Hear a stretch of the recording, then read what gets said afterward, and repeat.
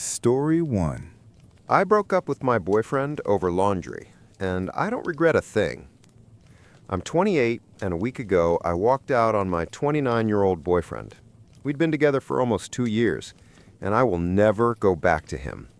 I don't owe him another chance or explanations, and I definitely don't owe anything to his family. It all blew up over something as stupid as laundry.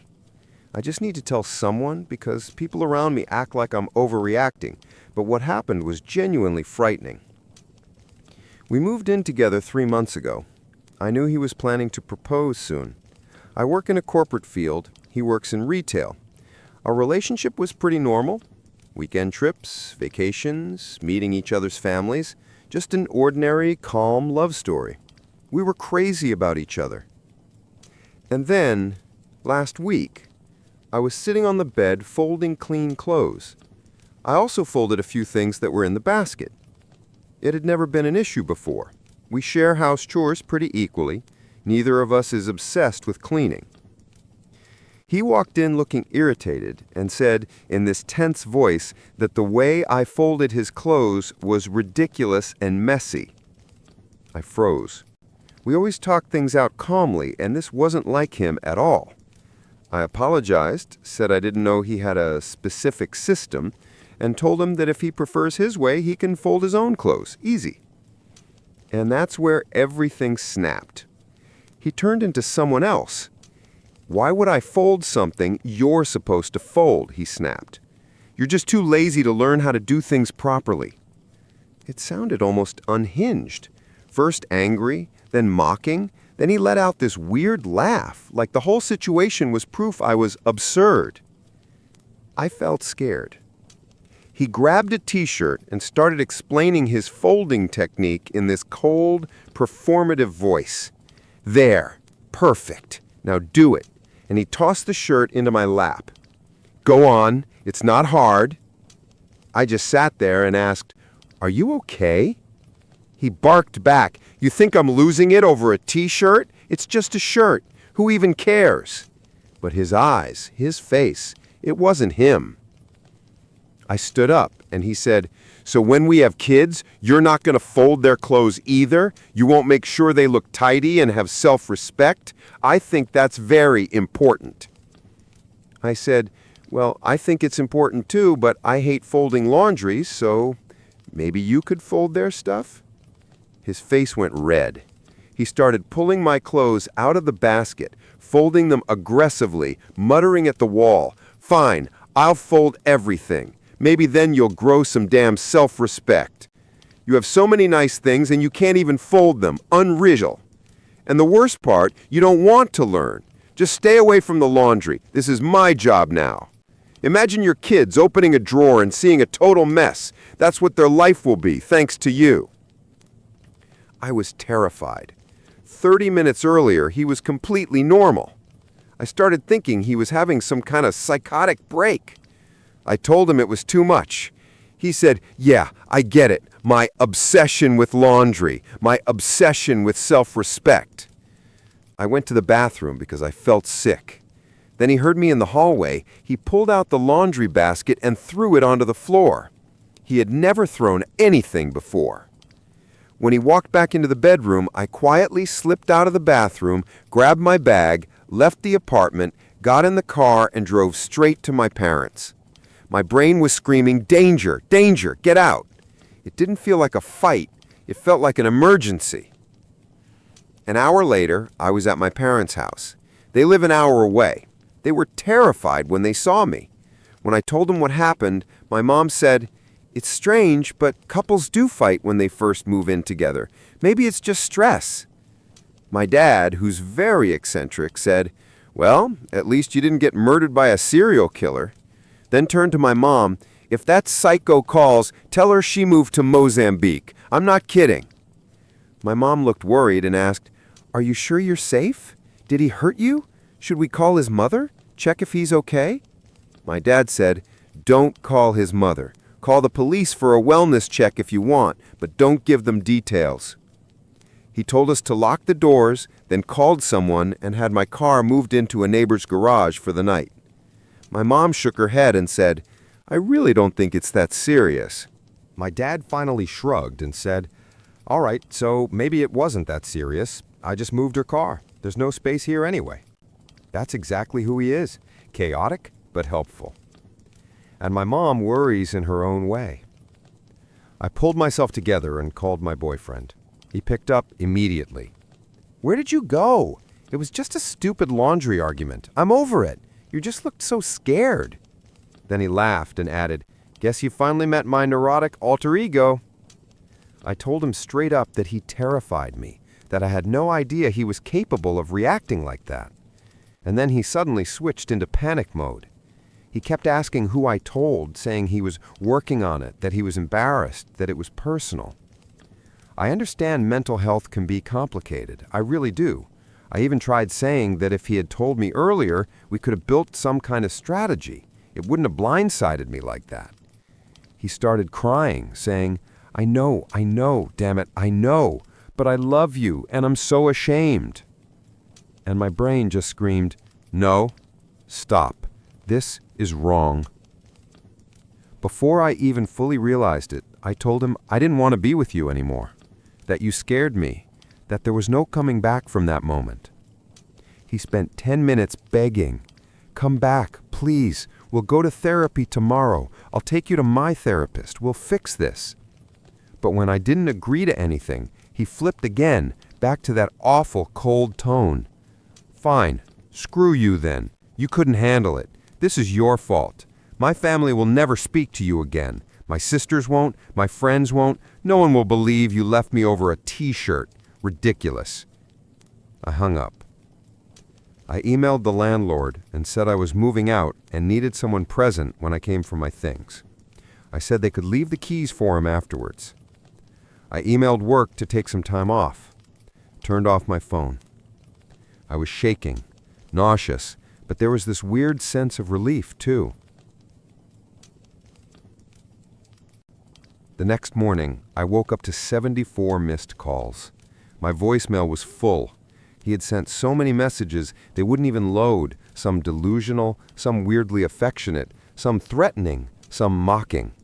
Stuff like, "You know I'll win you back. I'll be everywhere you are. You won't resist. What is happening to us?" It was terrifying. My dad went with me to the apartment.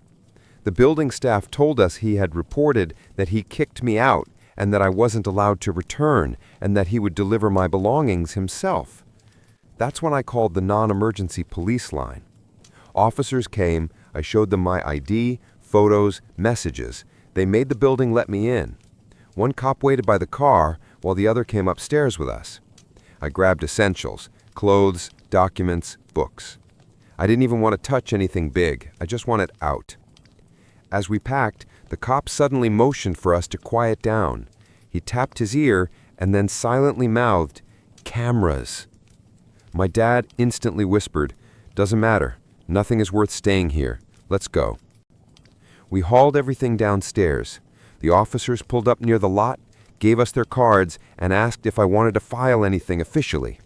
I told them we argued and he just snapped. I got scared. They said, "That's not a crime, but it does sound like a mental health situation. We understand why you left. If he threatens you, call us immediately." Later, the officer who'd been upstairs apologized for rushing us, saying he spotted cameras in the smoke detectors and couldn't know whether they were recording in real time. I hadn't known about any cameras. It never even crossed my mind. Why didn't my boyfriend, the person I lived with for almost 2 years, tell me? Who exactly had I been living with? A week has passed. I got a new phone and number because he kept messaging me from random accounts. My dad thinks he might have installed something on my old one. I feel like I'm in hiding. I work remotely. I'm scared to go outside. I order groceries to my parents' house. My closest friends are horrified, but other people keep saying, "That's hard to believe. Maybe you're not telling the whole story. Everyone has cameras these days. Just move on." His mother even called my mom, saying he was devastated and couldn't believe everything ended over laundry. Mom told her a bit of what happened, and his mom just said, "He must be so stressed. You know how these things are." His mom has always been funny, smart, kind, But now I'm paranoid. What did she know? Did she know anything at all? Mom said she told him he genuinely scared me and that the lies about kicking me out and the hidden cameras were deeply disturbing. His mom paused and then said she had to go and told my mom, "Tell her it isn't her fault. I'm just very sorry. I knew he was getting help, but these things don't vanish overnight. I'll handle him." Now I feel like I'm watching my own life from the outside. Story 2. I'm writing to the friend who ended my marriage. You're probably wondering why I suddenly left all our group chats, why you can't find me on social media anymore, why, despite your upcoming birthday, Christmas, New Year's, Valentine's Day, you haven't heard a single word from me. My husband is in love with you. You and he destroyed my life. I've loved you since we were kids. I barely remember a time when you weren't in my life. We're 30 now, and your insecurity somehow became more important to you than our friendship. You're one of the most beautiful women I know. We tell you that every time we see you. Even when you showed up in those revealing outfits around my husband during casual hangouts, I still told you that you looked great. Even when it annoyed me how you'd suddenly act drunk after 5 shots, while I need 20 watered-down ones just to feel anything, and then start stripping in front of him, I still tucked you into bed and tried to take care of you. My husband admitted that he feels drawn to your energy, that he can't get you out of his head, and that for the past 2 years he's been falling in love with you. With you! The last time you were at our place for Thanksgiving, he and you locked eyes across the table, just for a second, and then you started sucking on that chip like you were doing something obscene. Everyone noticed. Everyone wondered what the hell you were doing. As the night went on and people kept drinking, everyone except me, because I wanted to stay sober, I saw the way he stared at you when you danced. I saw how uncomfortable he got when you told your stupid blind date story. Then you started talking about your breasts right in front of him.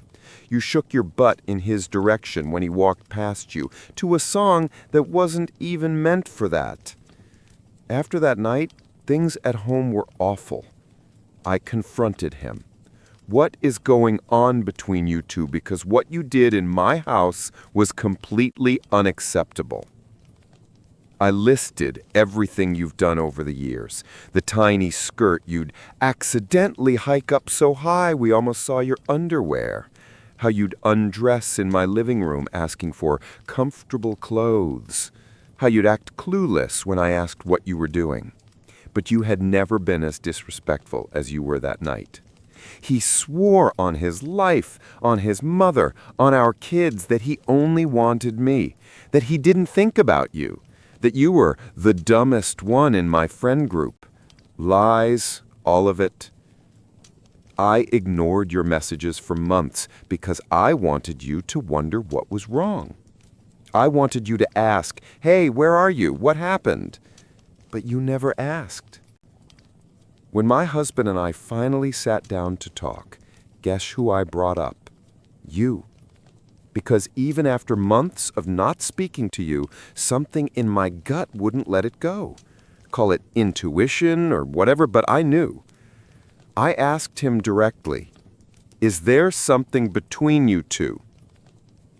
And he said, "I've never touched her. We don't talk. I only see her when she comes over, but she's in my heart." In your heart? I asked if it was a crush or something more. He said, "More. I think I might have loved her." When I say it knocked the breath out of me, I mean it literally. I couldn't breathe. I asked him if every time he wanted my friends over, it was just to see you. He tried to twist it into something sweet. I knew you were depressed and your friends make you laugh.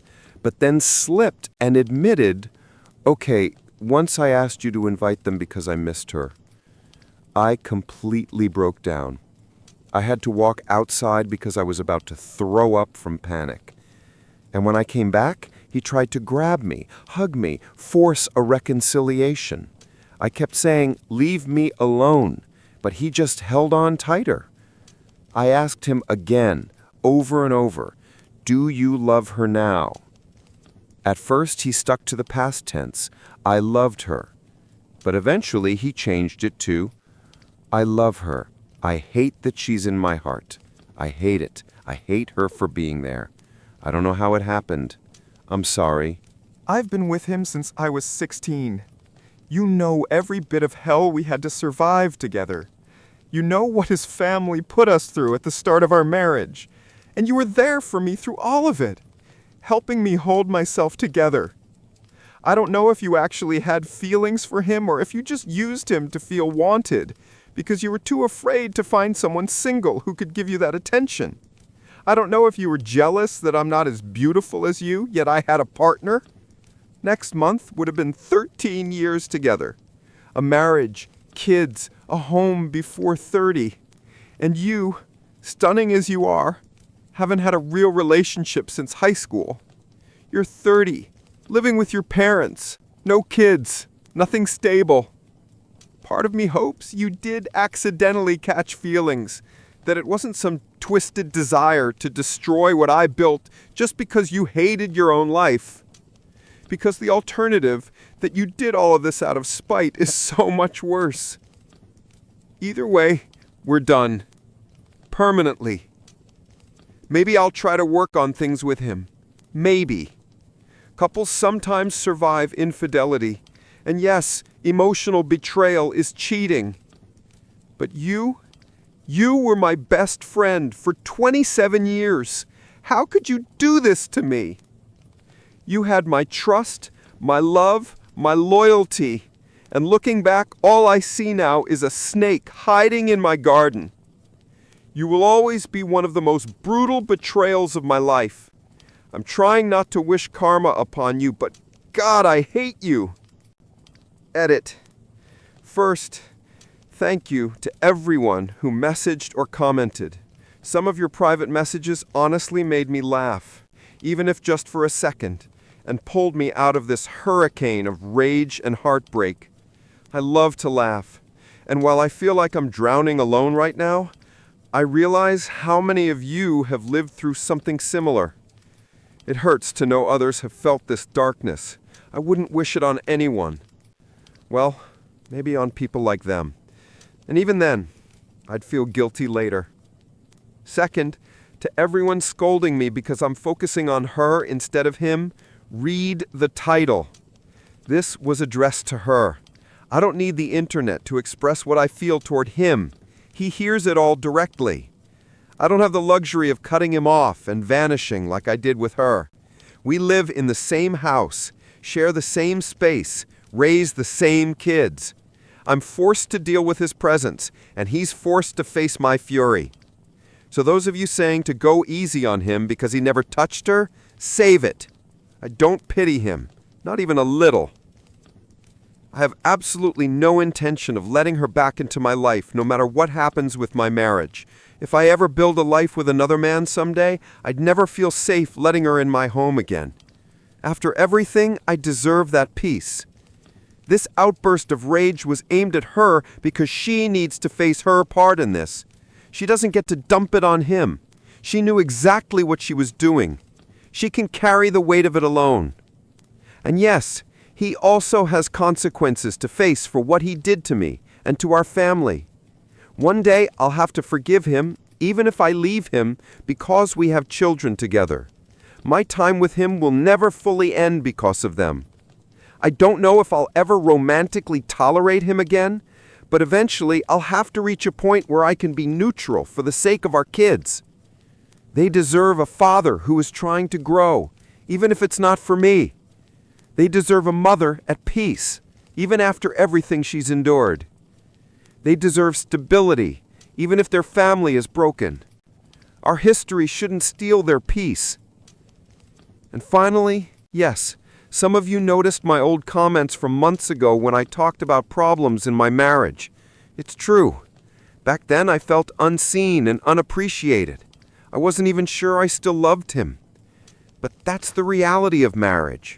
Problems come and go. There are dips, there are pits, and then sometimes you climb to a peak that makes surviving those valleys worth it. I've been trying my absolute best to fix what I can fix. I didn't know that 8 months ago, when I was begging him to meet me halfway, he had already been in love with another woman for a year and a half. I wasn't trying to pretend everything was perfect. That's exactly why we ended up where we did. I'm not flawless, and I've never claimed to be. I'm well aware of my strengths, and I'm painfully familiar with my weaknesses. I know what I handle well and where I fall short.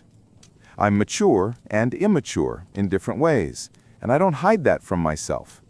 And I also know this: letting my anger spill out here anonymously is far safer than saying any of it to her face.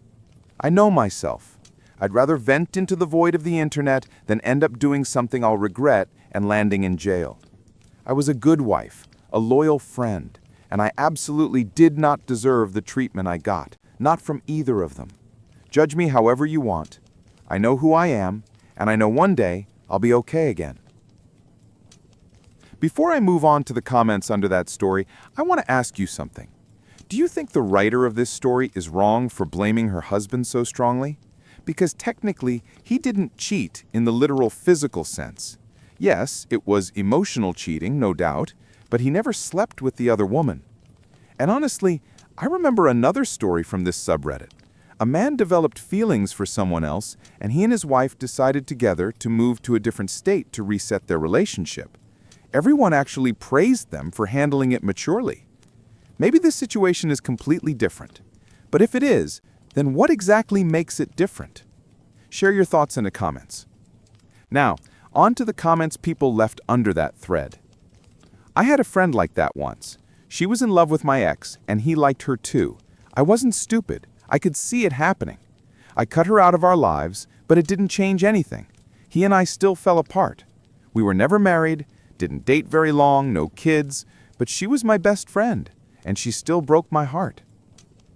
Another commenter wrote, "My best friend seduced my ex-boyfriend at a Christmas party while I was passed out in another room. She climbed into his lap and started kissing him, and he kissed her back. Her boyfriend saw the whole thing, but she convinced him not to tell me. Eventually, he couldn't keep it to himself anymore and told me months later on my birthday, when all of us were together again. She and I had been friends since we were 5 years old. I was maybe 17 or 18 when she did that to me. What hurt the most wasn't even the cheating. It was the fact that she hid from me what he was capable of. She could have said, 'I messed up, but he's not loyal to you either.' Instead, she let me walk around blind. I knew her whole family. They'd let me stay over whenever my own home life became unbearable. She was my safe place growing up, and she destroyed that. I'm almost 30 now, and I still haven't forgiven her. It was the deepest, most painful betrayal I've lived through, even worse than when my fiancé cheated after our 3-year relationship. I still keep in touch with her family. They became a second family to me. But the love I had for her, that's gone forever." Story 3. My boss demoted me, but still expected me to work just as hard as before. This happened a couple of years ago, but first I need to give a little background to set the scene. I grew up in a pretty poor family in the southern U.S. Despite that, I studied like crazy and earned a full scholarship to one of the top universities in the country, maybe even the world. I'm not trying to brag, it's just the truth. I realized early on that I absorb information fast, and it helps me work efficiently. And thanks to years spent collecting cans for money and working outside with my dad all day, I developed stubborn persistence and a strong work ethic. Being the oldest of 6 children, growing up in poverty also taught me to read people, their intentions, small cues, everything between the lines. In short, I was practically built for malicious compliance. After graduating from a great university, I moved back home to be close to my family and start my career. I also didn't care much for the Northeast, where my university was. It felt too gray and cold to me. I started with a crappy job just to get my foot in the door, then briefly worked at a startup. Eventually, I landed a position at a local government agency, earning almost double what I made before. The agency, well, specifically our county office, was notorious for insane turnover, awful coworkers, and an overall toxic and exhausting environment. Add to that the clients, who were often some of the most difficult people in the community, and the job drained every ounce of energy a person could have. But for a young guy, the salary felt good enough to deal with the pain. So when they offered me the job, I accepted, as cheerfully as someone can when walking straight into hell. I started in May. I worked my butt off from day one. I read the entire 350-page manual in my free time. I took on unpaid side tasks. I helped coworkers, even if it meant working more hours than I could handle. Sometimes I'd show up at 8 a.m. and wouldn't leave until 2 or 3 in the morning. I once had to cancel a long-planned date with my serious girlfriend because they called me in unexpectedly, and I stayed until late at night. I consistently worked far more than I wanted, but they just kept piling on work because I was performing well. My supervisor would always say things like, "That's just how things are here. It's for the good of the agency. The best employees are the ones who sacrifice themselves for everyone else." Outside of work, she seemed like a perfectly pleasant woman, but a small part of me grew more irritated every time I heard those lines. By June, only 1 month in, I was already looking for escape routes, just like all the talented people who quit before me. I reached out to an MBA program that had always interested me, and they told me I should apply. Within a couple of days, the program director contacted me personally and scheduled an interview. The interview lasted 15 minutes. He thanked me for my time and ended the Skype call. Before the week was over, I received an email offering me a full-ride scholarship plus a small but very useful monthly stipend as long as I agreed to work as a graduate assistant for 20 hours a week during semesters. I was thrilled and signed the acceptance document immediately. Just like that, in under a week, I went from drowning under a growing mountain of stress to becoming a future graduate student. The program began in January, which gave me about 5 months. I decided I'd stick it out at the agency, save as much money as possible, and then leave in December. Since I'm an honest person, I told my supervisor about my plans and explained that I'd be resigning at the end of December because I'd been given an incredible MBA opportunity. She congratulated me, said she was glad for my success, and told me she'd think about the next steps and get back to me soon. A couple of weeks passed, each day draining me a little more, like a river slowly eroding its banks. Finally, she called me into her office for a meeting. She told me I could stay with the agency, but only if I agreed to move into what she called a contract position. She said they needed me to vacate my current role so they could open it as an official vacancy and prepare it for a new hire. She insisted that all of this was for the good of the agency, and that someone as principled, hardworking, and ethical as me would agree to such terms, and should agree to them. Remember those words, because they'll matter later. I asked what exactly would change, and she gave me a vague summary. That wasn't enough for me. She wasn't a terrible manager, but life taught me one rule: never sign anything unless you've personally read every line. So I requested a week to decide and asked for all documents detailing every change, benefits, duties, restrictions, everything. She promised to bring the paperwork the next day. And that's where the malicious compliance began. The following afternoon, she handed me 12 double-sided pages packed with text. Every page was filled with size 10 times New Roman, the kind of formatting that makes sentences blend into each other like wet ink. Even the most dedicated reader would fall asleep halfway through it. I read the packet that night, and with each page, my mood sank lower and lower. I was losing nearly every benefit except my accumulated overtime. My title was being reduced. Several privileges I had earned were simply gone. But halfway through, something changed. I suddenly sat up. I had found a tiny clause buried deep in legal sludge stating that under this new contract, I could not work more than 40 hours a week. I was forbidden from performing many of the tasks I had grown to despise. I was required to do only the duties explicitly listed in the new job description. In other words, once I hit 40 hours, I was done. No exceptions, no pitching in, no being a team player. As I reread that microscopic sentence, A slow smile crept across my face. At first it was small, the polite "I'm pretending to be interested" smile you give on a bad date. Then it grew wider and wider until I probably resembled the Grinch plotting to steal Christmas. I knew exactly what I was going to do. I was so energized I barely slept. The next morning, I walked into the office prepared. My manager was delighted to hear I accepted the new contract. Of course, she had no idea how happy I actually was. After I handed her the signed pages, she began explaining what she wanted me to handle over the next 2 weeks. I quickly, but calmly, told her I wouldn't be able to do that. I explained that as a responsible and ethical employee, I must strictly follow my new contract. She stared at me, confusion mixing with anger, as I laid it all out. I could no longer perform several tasks I used to because the contract prohibited them. I could not work overtime under any circumstances unless my hours were officially recorded. Once I reached 40 hours, I was required to stop working immediately and go home. After-hours calls, emails, and messages, not allowed. Everything would have to wait until Monday at 8 a.m. I was no longer permitted to take on call shifts. They'd need to find someone else fast, which would be, challenging. I couldn't help coworkers the way I used to because I no longer had the authority, the time, or the legal right to do so. Her stare could have melted steel, and the longer I continued, the more intense it became. When I left her office, which was now seconds away from metaphorically exploding, I sat down and began drafting an email. Here's the thing. In my own position, you needed certified training before you were legally allowed to sign off on cases and documents. If you hadn't completed that training and anyone found out, attorneys could tear the agency apart. Because of the county's incompetence, I never got that training, yet they still had me doing a job from day one. Every request I made about it had been ignored. So I wrote the email.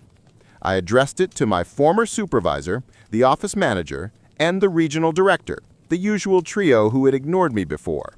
But this time, I added 2 more recipients in the blind copy, the big boss from the central office and her even bigger boss. Networking and politeness, I practice them religiously. They pay off when it counts. I asked very respectfully when I would finally receive the mandatory training I had been promised months ago. I explained that I had been handling cases without the required certification and would have to continue doing so until my responsibilities were reassigned. 2 minutes later, I received a reply from the highest-ranking official in the entire state agency. She expressed that she was saddened and disturbed to hear about my situation and promised she would personally ensure I completed the required training. She was also shocked that I had essentially been forced to accept a demotion just to keep my job.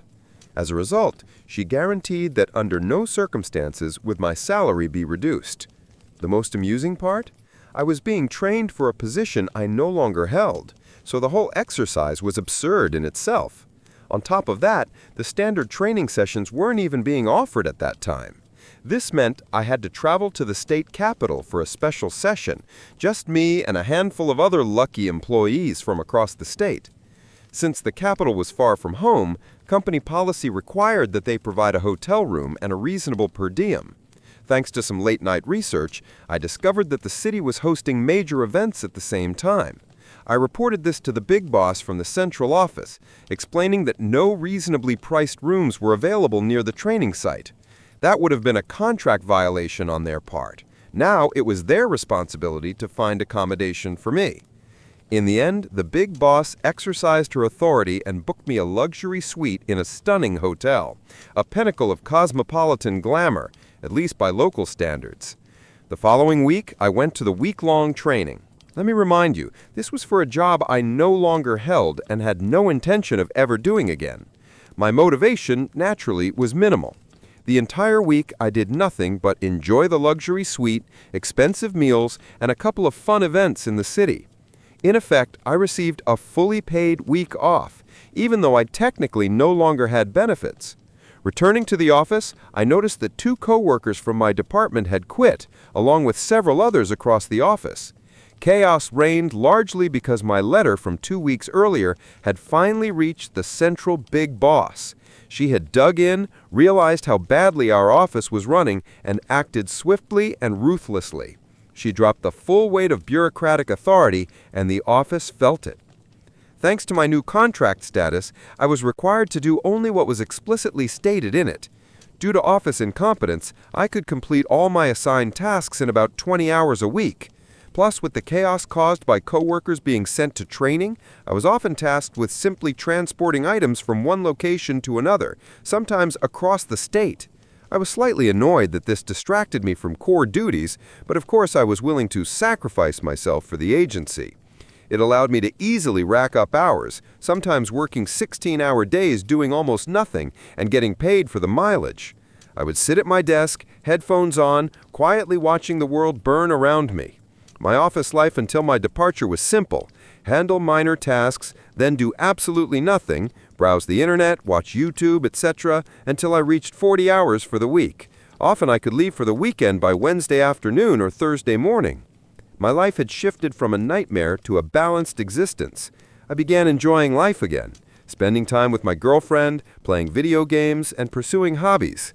I even used accumulated overtime to pay for a Caribbean cruise in November, which I was thrilled about because many childhood friends were going.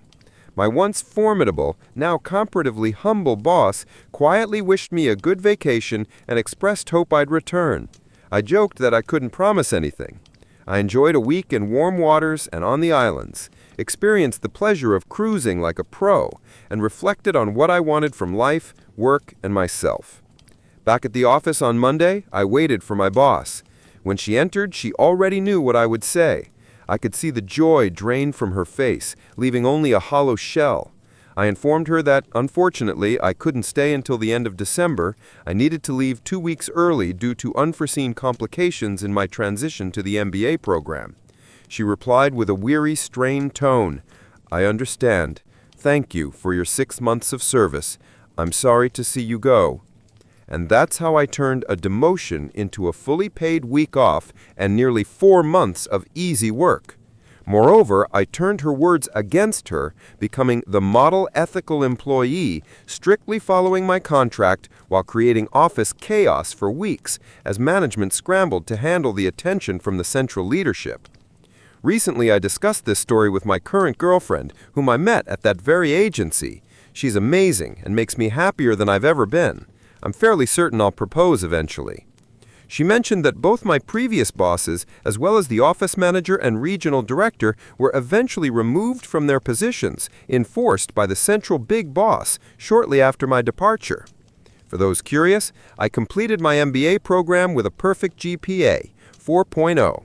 Next week, I have an interview for a new position. Looks like I'll nearly double my income again. Story 4. I showed my husband a silly joke. He got angry and left. Then I found out he'd been cheating on me for a long time. Hi everyone. I usually just scroll through Instagram, so this is my first time posting here. Honestly, I never thought I'd be the one writing something like this, especially since my husband, 30 male, and me, 27 female, always had what I thought was a perfect marriage. Sure, we had small arguments like everyone else, but overall, everything seemed great. We got married in April 2021, and life since then had been smooth, until a few days ago. That afternoon, we came home from a lunch with some friends, let's call them Kai and Marie, who recently got engaged. It was just a casual lunch, nothing dramatic. We even brought home some amazing pasta, which I'm eating right now because it's too cold for ice cream. We live in a tiny apartment. My husband went to shower first while I cleaned up the leftovers.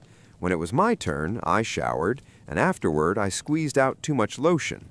I rubbed it in, but there was still some left on my fingers, so I did what any totally reasonable adult would do. I drew a smiley face with little hair on my thumb. I proudly walked out of the bathroom giggling and said, "Look, it's the lotion man!" He didn't laugh. He just stared at my hand and blinked. I kept joking around, talking in a silly voice, saying random nonsense, trying to make him smile. But after a minute or two, he just stood up and walked out. I thought he was still joking, so I laughed, and asked where he was going, but he grabbed his truck keys and left. He always keeps his pickup stocked after road trips, clothes, snacks, everything, so it didn't immediately hit me that he was really leaving. When I finally realized, I felt like the biggest idiot alive. I texted him several times. He replied once, saying he needed to think things over and that he was staying with his brother, Tyler. Since then, he hasn't answered or even read my messages. His brother isn't replying either. I've just been sitting here, staring at the door, replaying everything over and over. We've been together for years. I've always been a little goofy, it's part of who I am, and he's always found it cute. Now I feel like an idiot for making that stupid lotion man joke and not realizing something was off. He's never left the house like that before, even during hard times. I'm trying to give him space, but I can't stop overthinking. Divorce sounds like a nightmare. I keep asking myself, was my dumb little lotion joke really that bad? How do I even begin to fix this? Update 1. I followed your advice and gave him space. Reading your comments made me question how accurate my idea of our perfect marriage really was. I still believe we were good together, but maybe I missed something. Anyway, some of you were right. It wasn't really about the lotion man, but you were also partly wrong. Something did happen during that lunch with our friends. My husband came back a couple of days ago. He apologized and said he wanted to talk. I agreed. I missed him so much, even though I tried not to show it. He told me the whole story. So we had lunch with our friends, Kai, 30 male, and Marie, 29 female. They'd just gotten engaged. It was a buffet-style restaurant, so people kept getting up for food. At some point, my husband and Marie went together, or maybe it was near the end. I remember chatting with Kai alone for a while before they came back. Either way, they were alone briefly. Marie apparently confessed to my husband that when Kai proposed, she realized she was actually in love with him. But she still said yes to Kai and tried to suppress her feelings. That's why she invited us to lunch, as some kind of closure. But instead of closure, she told my husband she wanted to run away with him. Marie is annoyingly gorgeous, blonde, blue-eyed, tall, and thin like a runway model. Think Emma Watson, but colder. I hate how much that bothers me. My husband said he politely turned her down and wished her well, but admitted that her confession messed with his head. We all went to college together, so we've known each other for years. When I came out of the shower later that day, laughing with a towel on my head and making silly jokes with the lotion man, he said something in him just snapped. According to him, my immaturity in that moment clashed with how mature and graceful Marie had seemed. It triggered some sort of emotional panic about our marriage, so he ran off to his brother's place. He claims that after a few days apart, he realized how much he loved me and came home. I just stared at him in disbelief. I asked a few questions, then told him to sleep on the couch for the night. He agreed. I didn't sleep at all. I still can't believe he almost threw away our marriage over some emotional fantasy with a woman who's engaged. The more I think about it, the harder it is to even look at him. We've since had Thanksgiving dinner with his family and even spent a night together again. I think he believes everything is fine now, and honestly, part of me wants to forgive and move on, just to feel normal again. But I don't know what to do next. He'll be home from work in about 6 hours. I'm a teacher, so I have the day off, and my brain's been spinning with options all morning. A. Tell Kai what his fiancée did. My husband begged me not to, saying Marie just had a moment of weakness. B. Contact Marie directly, either to confront her or to have a calm talk, though that sounds unlikely. C. Call Tyler, my husband's brother, and ask if my husband ever really stayed with him. His house is uncomfortably close to Marie's, and that makes me nervous. Or D. Do all of the above. I honestly don't know what I'll do yet. I showed my husband a silly joke. He got angry, walked out, and never came back. Turns out he'd been cheating on me for a long time. Hi everyone, I usually just scroll through Instagram, so this is my first time posting here. Honestly, I never thought I'd be the one writing something like this, especially since my husband, 30 male, and me, 27 female, always had what I thought was a perfect marriage. Sure, we had small arguments like everyone else, but overall, everything seemed great. We got married in April 2021, and life since then had been smooth, until a few days ago. That afternoon, we came home from a lunch with some friends. Let's call them Kai and Marie, who recently got engaged. It was just a casual lunch, nothing dramatic. We even brought home some amazing pasta, which I'm eating right now because it's too cold for ice cream. We live in a tiny apartment. My husband went to shower first while I cleaned up the leftovers. When it was my turn, I showered, and afterward, I squeezed out too much lotion. I rubbed it in, but there was still some left on my fingers, so I did what any totally reasonable adult would do. I drew a smiley face with little hair on my thumb. I proudly walked out of the bathroom giggling and said, "Look, it's the lotion man!" He didn't laugh. He just stared at my hand and blinked. I kept joking around, talking in a silly voice, saying random nonsense, trying to make him smile. But after a minute or two, he just stood up and walked out. I thought he was still joking, so I laughed and asked where he was going. But he grabbed his truck keys and left. He always keeps his pickup stocked after road trips, clothes, snacks, everything, so it didn't immediately hit me that he was really leaving. When I finally realized, I felt like the biggest idiot alive. I texted him several times. He replied once, saying he needed to think things over and that he was staying with his brother, Tyler. Since then, he hasn't answered or even read my messages. His brother isn't replying either. I've just been sitting here, staring at the door, replaying everything over and over. We've been together for years. I've always been a little goofy, it's part of who I am, and he's always found it cute. Now I feel like an idiot for making that stupid lotion man joke and not realizing something was off. He's never left the house like that before, even during hard times. I'm trying to give him space, but I can't stop overthinking. Divorce sounds like a nightmare. I keep asking myself, was my dumb little lotion joke really that bad? How do I even begin to fix this? First update. I followed the advice people gave me and gave him space, but reading everyone's comments made me think maybe our perfect marriage wasn't as perfect as I believed. And turns out you were right about something happening during that lunch. My husband came back a couple of days later, apologized, and said he wanted to talk. He told me that while I was chatting with Kai, Marie had confessed to him that she was in love with him and had been since college.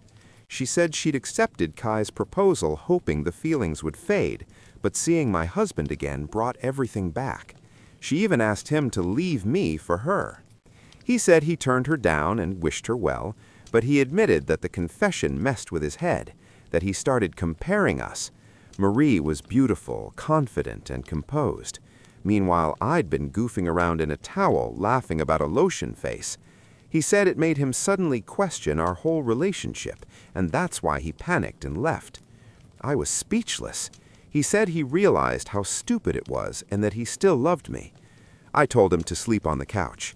Since then, he's been acting like everything's fine again, but I can't unhear what he said, that another woman's confession made him doubt me. I don't know if I can ever look at him the same way. He thinks we can just move on, but I'm torn. Part of me still loves him. Another part wants to scream. I've been thinking about telling Kai what Marie did, but my husband begged me not to, saying she just made a mistake. I'm not sure I believe that. Second update. Thank you all so much for the love and support. Seriously, I didn't expect such kindness. My last post was deleted, but here's what happened since. I took your advice. I talked to everyone involved. Kai, Marie, my husband, and Tyler. What I found out completely shattered me. When I met with Kai, I told him everything I knew. He was skeptical at first, then broke down crying. Turns out Marie had told him nothing. Together, we went to confront her. At first, she denied everything. Then she snapped. The truth came out, and it was so much worse than I imagined. My husband wasn't innocent. He was the one who'd started everything. He had suggested to Marie that before she officially married Kai, the three of them, him, Marie, and another woman, should spend a night together, and Marie had agreed. Apparently, this wasn't new. She'd been cheating on Kai for years, with both men and women, and my husband had been cheating on me just as long. They covered for each other. Marie said she backed out of that threesome idea at the last minute because she wanted to be faithful now that she was engaged. My husband got angry, and not long after, I showed him the lotion man. He snapped, left, and ran off. Later, I spoke with Tyler. He said my husband came over around 11 p.m. and left at 8 a.m., meaning there were about 3 unaccounted hours. He guessed my husband might have just driven around to clear his head, but that didn't sound like him. That night, when my husband fell asleep early, I went through his phone. At first, nothing. Then I found a hidden folder, and there they were, dozens of nudes. Not mine, not Marie's either, from another woman. Let's call her Allison. Stunning redhead, hourglass figure. Their messages went back to February, right before Valentine's Day, when I was planning a surprise for him. She didn't even know he was married until recently. When she found out, she was furious. And here's the part that made me sick. My husband told her he would bring me to a hotel to prove that I was okay with their affair. Sound familiar?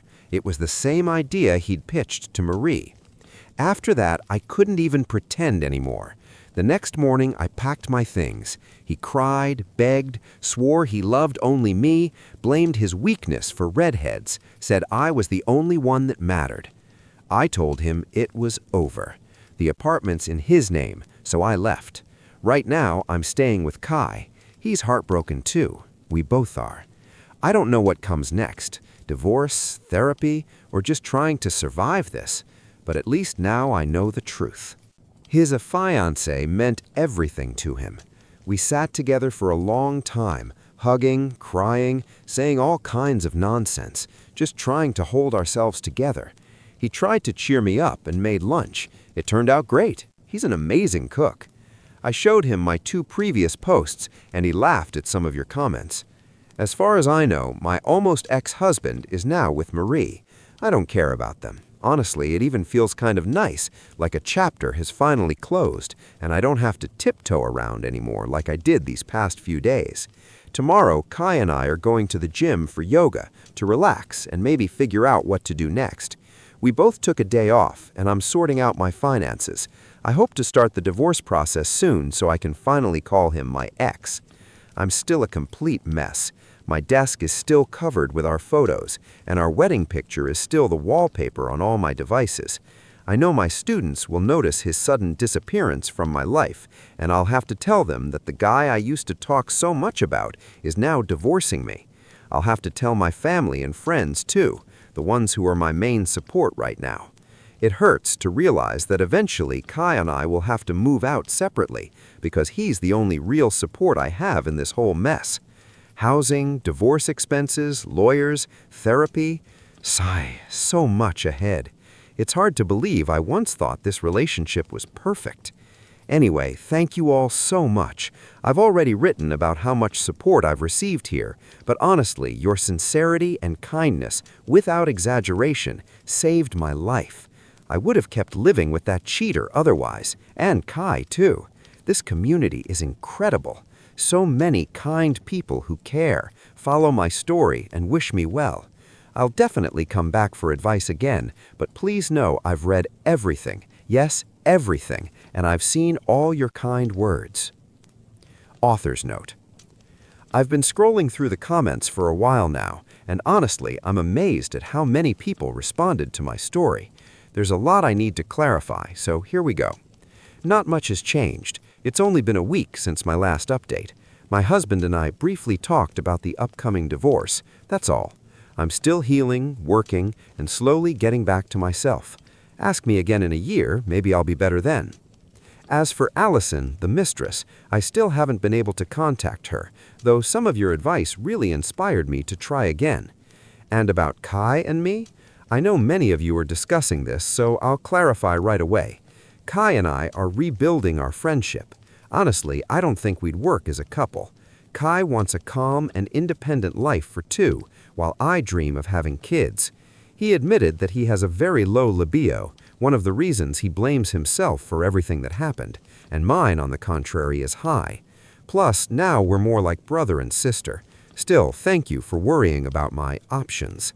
I'm not ready to date yet, and probably won't be for a while. This story is fake. Ha, gotcha! Just kidding. I wish it were fake. No hurts on you if you don't believe me. Not everything on the internet can be trusted, and I doubt I can convince you otherwise. But unfortunately, yes, I live in this reality, and no hate messages will change that. About family, friends, students, and so on. My family is of course on my side. Most of our mutual friends, too. Yes, I told my students everything, and you know what? They were incredibly supportive. I've already cleared my desk of all reminders of him. The next step is to clear my head of that lotion-scented man. I tried to recreate his look as best I could. I'll post a photo on my profile soon. Edit, there he is. If I missed something, let me know. There are so many comments. I haven't gone through all the new messages yet, and I'm really sorry I can't reply to everyone. I'm super busy right now, but I hope to catch up with some of you over the weekend. Third update, the final one, Lotion Man Years Later. Oh God, that title is awful.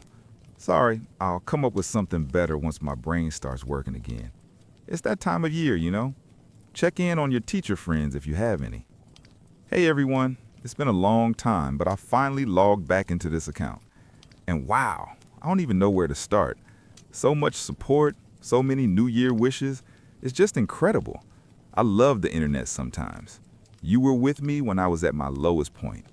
I've gotten dozens of messages asking how I've been, what's new, and even stories from people who went through almost the same thing. One girl said her boyfriend blamed everything on their new puppy. Seriously. She even sent a photo of that little fluff ball. It's crazy how such a painful experience turned out to be so common. Still, I haven't lost faith in humanity, thanks to the wave of love you've all given me. It's been almost 2 years now. It feels like an eternity ago and just yesterday. All right, to the point. Let's start with the bad news. Kai and I had a pretty big fight. I won't go into every detail, that would take about 30 pages, but long story short, we were roommates. We lived together, shared everything, chores, shopping, daily life. Whenever I went to the store, he knew. I knew when he got home from work. We were just always aware of each other's schedules because we lived side by side and ran a shared household. At some point, Kai told me he was going on a date. Cool, I was happy for him. I was still deep in the divorce process then, emotionally shattered, not thinking about relationships at all. Kai and Marie, since they never married, broke up a bit easier than I did, but it was still hard. He went on one date, then another, and that was it. A week passed without news, so I asked, what happened? He just said she was ghosting him. Then, a week later, out of nowhere, he dropped a bombshell. He was dating Marie. I know, sounds insane, right? But he told me this while sitting on the couch crying like a kid. And I couldn't even be mad. I just felt sorry for him. It's not easy to recover from broken relationships. He said those dates made him realize that everything between them really was over for good. He described it like this, or close to it. When I first met Marie, she seemed like a sweet, polite girl next door, like a cashier with a kind smile.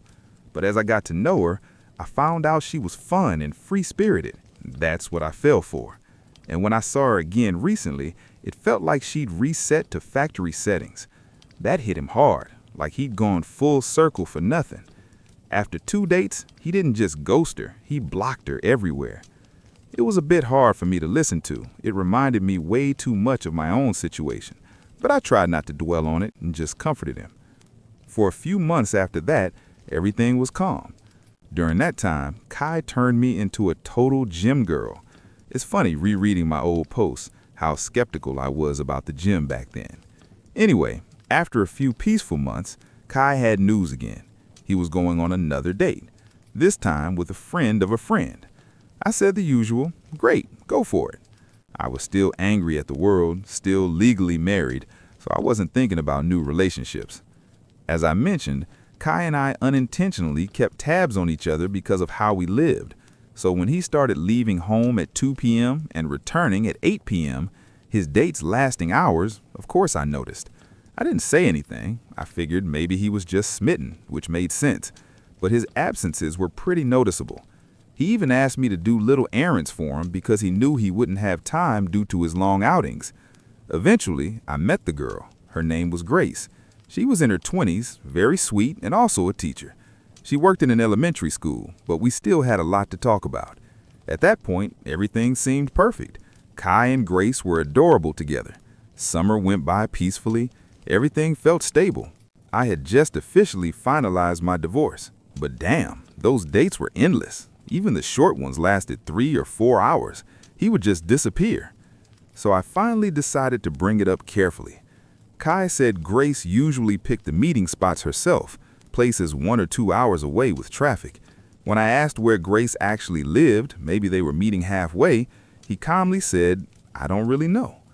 That's when alarm bells went off in my head. Maybe I've read too many infidelity forums, but something about it felt off. Grace couldn't have lived that far away. She was friends with one of our mutual acquaintances. They'd been dating for months. She'd even had dinner at our place more than once. And yet, he didn't know where she lived, and all their meetings happened miles away. Suspicious much? So yeah, I probably crossed the line. I searched her name on Instagram, and boom, Grace in a wedding dress with some guy named Mike. The post was from 2019. She was married. I shot up from bed and ran straight to wake Kai up.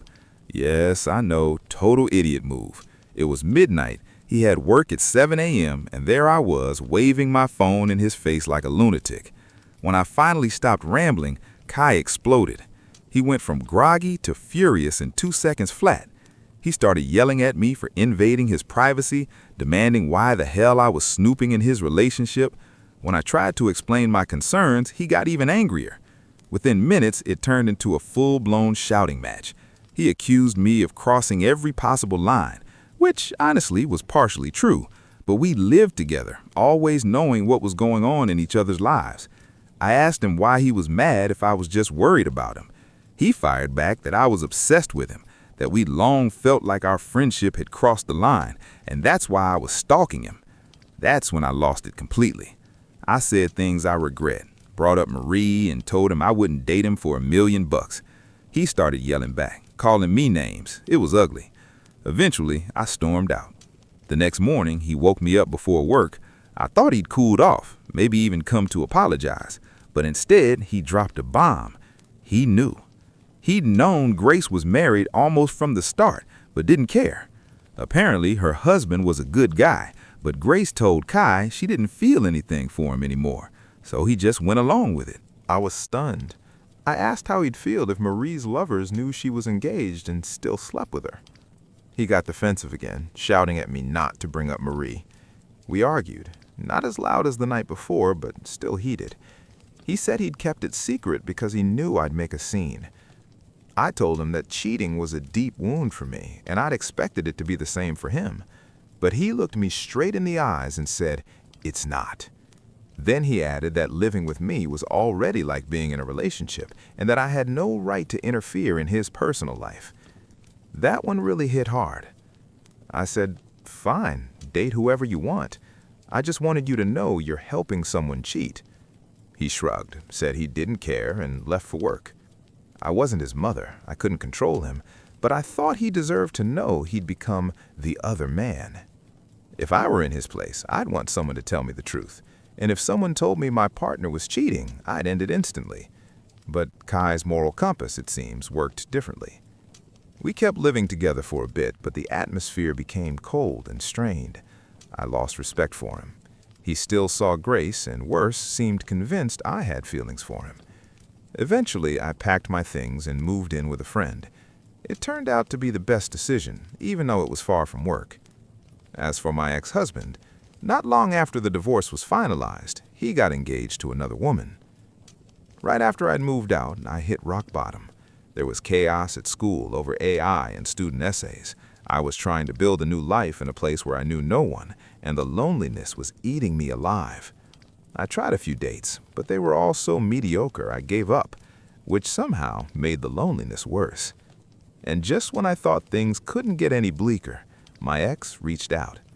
He told me about his engagement, his new life, and how happy he was. Said he was working on self-improvement and wanted to apologize in person. He promised it wasn't a date, that he expected nothing from me. I should have said no, but I was emotionally drained, and the idea of closure sounded like relief. So I agreed. At first, it was civil. We exchanged small talk. He even gave a genuine apology. But then he started asking questions. How was I doing? Was I seeing anyone? And when he realized I wasn't doing great, that smirk appeared, that same smug Cheshire grin I'd seen before.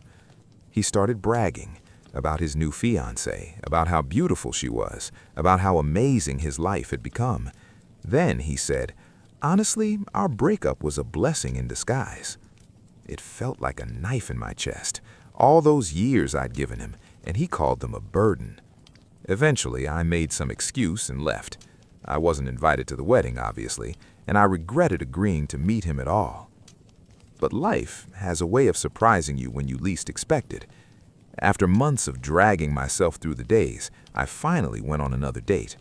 That's when I met Chase, 29, bright, kind, a total goofball. He's the best thing that ever happened to me. I used to think I needed a brooding, mysterious man to balance my energy. But here's my advice. If you're a sunny person, don't look for someone dark to complete you. Find someone who shines with you. Chase makes me laugh every day. There are no fake conversations, no one-sided love, just two weird, happy people being completely themselves. We joke, we dream, we build new memories, and life finally feels alive again. Now it's 2025. I've got my own place near work. I even started going back to my old gym. And of course, that's where I saw Kai again. He didn't notice me first, but when he did, he came right up, apologized sincerely, and said he regretted how things ended. Told me he'd be glad if we could talk again someday. Maybe we will, maybe not. Honestly, he feels like a character from the first movie who suddenly shows up in the sequel, someone from a chapter that's long since closed.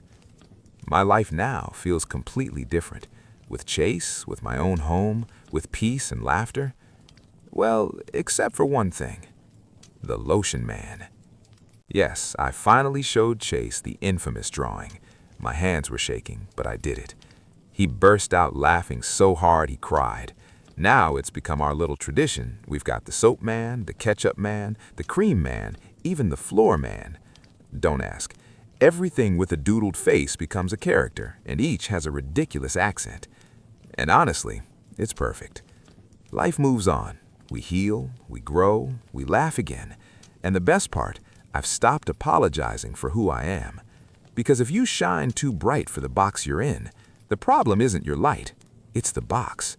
So get out of it. I'll never apologize again for being myself. Dad gave me the best 18th birthday gift, but my jealous stepmom and her daughter burned my passport a day before the trip. Hi everyone, I turned 18 just a few days ago, and for my birthday, my dad surprised me with something incredible, my very first international trip to India, just the two of us. This trip was supposed to be something really special for so many reasons. My mom passed away when I was only 6. To cope with the loss, my dad and I used to watch Indian movies together all the time. They were colorful, uplifting, and helped brighten even the darkest days.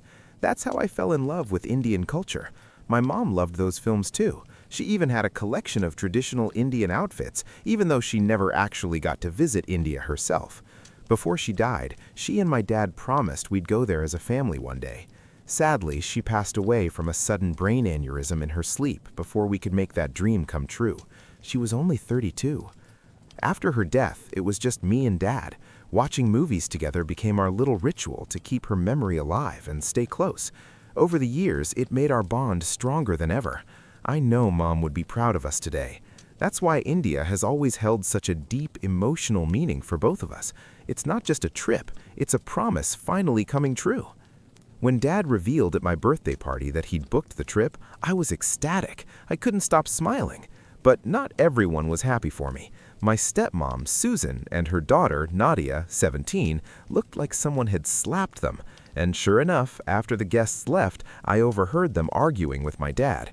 From what I caught, Susan thought he should have postponed the trip so we could all go as a family. Honestly, I was relieved that it would just be the two of us. I don't get along with Susan or Nadia at all, and past family vacations with them were a nightmare. I couldn't imagine them ruining this one too, especially since it meant so much to me emotionally. Luckily, they had their own reasons not to join anyway.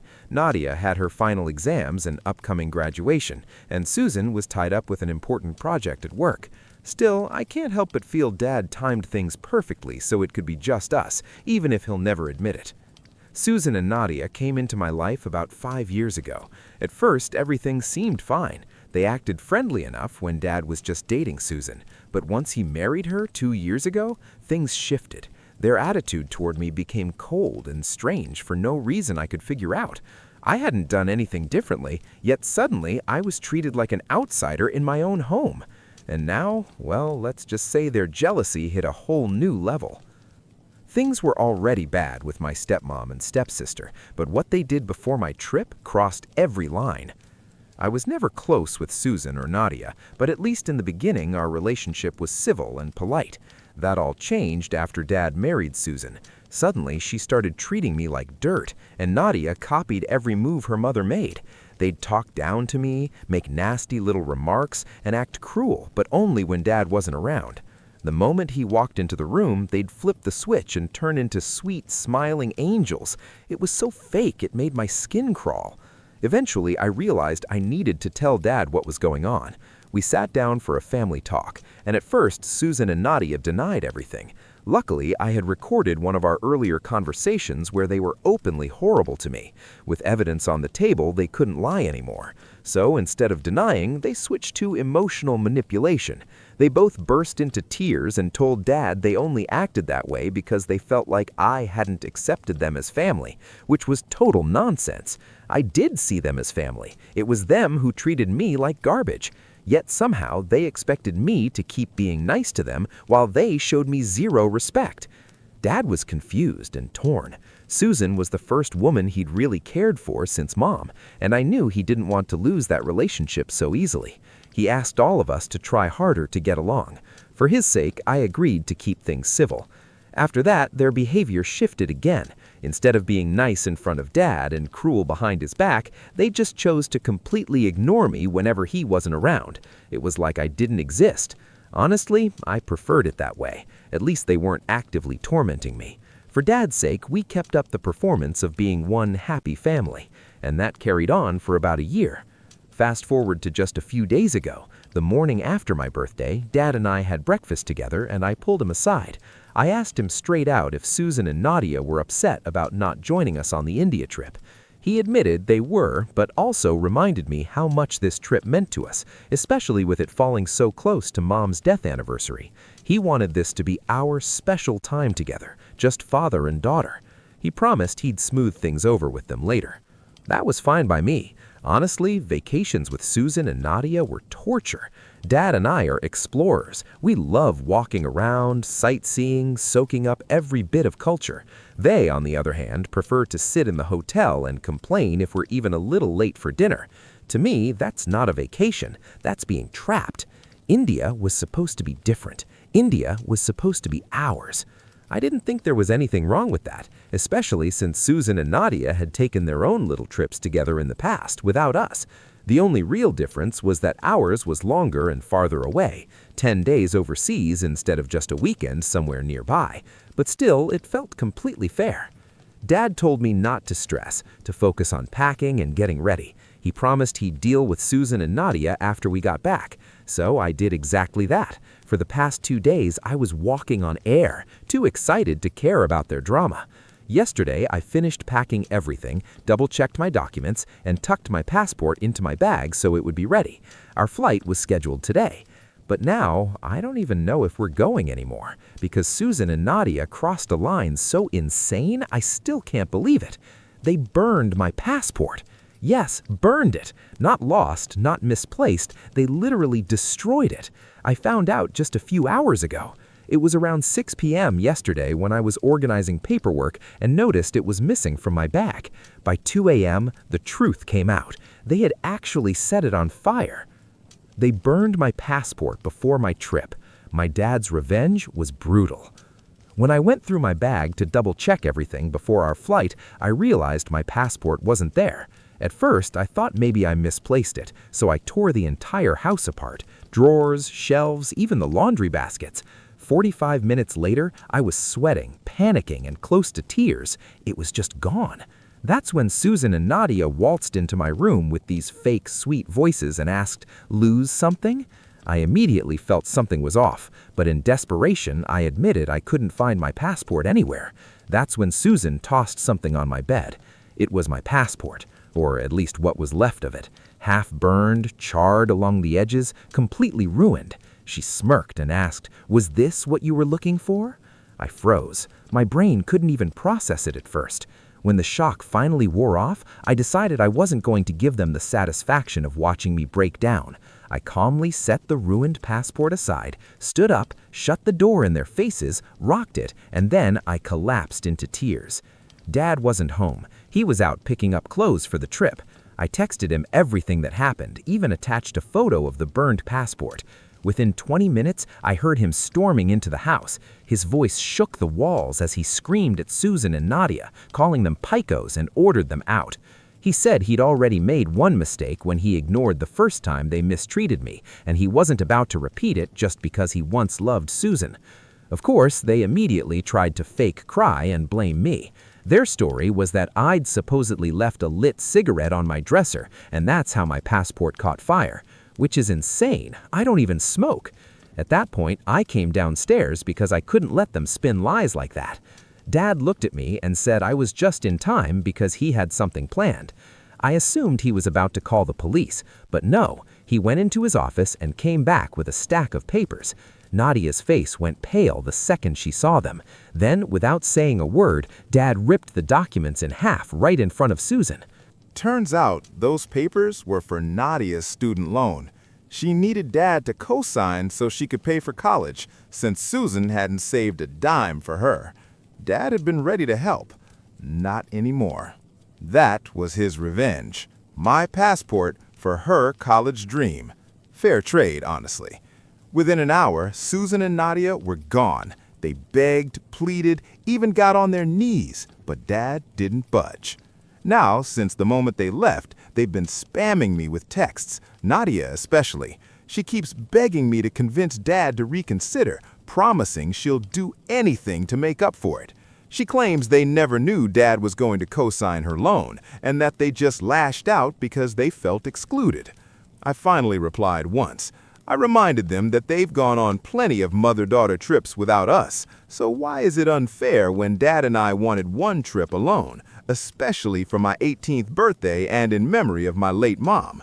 The truth is, Nadia still has her biological dad, even if he lives in another state and doesn't have custody. She still sees him sometimes. Me? My mom has been gone for years. That trip was supposed to be in her honor. And Susan and Nadia couldn't even let me have that. So no, I don't feel bad. What happened to Nadia was karma. Burning my passport was cruel. Losing Dad's support for her education, that was justice. Update. And now, honestly, Nadia has lost every right to ask me for anything, not even forgiveness. Still, she keeps messaging me, begging. I even tried blocking her, but for some reason I hesitated. Maybe because part of me wondered if it was a little unfair to plan a trip just for me and Dad, leaving her and Susan behind. Their getaways usually last only 2 to 3 days, somewhere nearby, while ours was supposed to be 10 full days in India. That's a big difference. So here I am, asking, am I really the bad guy for wanting one international trip with my dad without my stepmother and stepsister? Well, before I continue, I'll just say what I think the answer is. No, not at all. This situation seems clear. I wasn't wrong. I wanted time with my dad, especially on my 18th birthday, and especially since it was in honor of my late mom. What Susan and Nadia did was cruel and manipulative, and it says more about them than about me. My dad, he's the one I feel bad for. He fell for a woman who clearly didn't respect me, and by extension, didn't really love him the way she should have. Update. A lot of people asked why we didn't call the cops after they destroyed my passport. The truth, It didn't even cross my mind at first. I was in shock, panicking, crying, and honestly, what would it have done? They would have just claimed it was an accident, dragged it out forever, and nothing would change. We didn't want that mess. Others also asked why I wasn't in college yet. I graduated high school last year and decided to take a gap year to figure myself out. I worked a few jobs, interned in journalism, and gained some experience in the field I want to study. Now I'm applying to schools, and luckily my grandparents have already promised to cover my tuition, so my dad doesn't have to stress about me. Nadia's situation was completely different, which is why Dad was planning to co-sign her student loan. But after what happened, well, you already know how that ended. As for our trip, today was supposed to be our flight to India. Instead, we stayed home and watched old movies we used to love. It wasn't the same, but honestly, it helped. I finally blocked both Susan and Nadia, and I don't regret it. They don't deserve my sympathy. You were all right. I was only second-guessing myself because I've been missing my mom and was in a very emotional state. But they betrayed me for no reason, and whatever happens to them now, they absolutely brought on themselves. Update. It's been 4 days since my last post, and today Dad came home from work with big news. He filed divorce. Afterward, we finally had the conversation we'd been avoiding for far too long.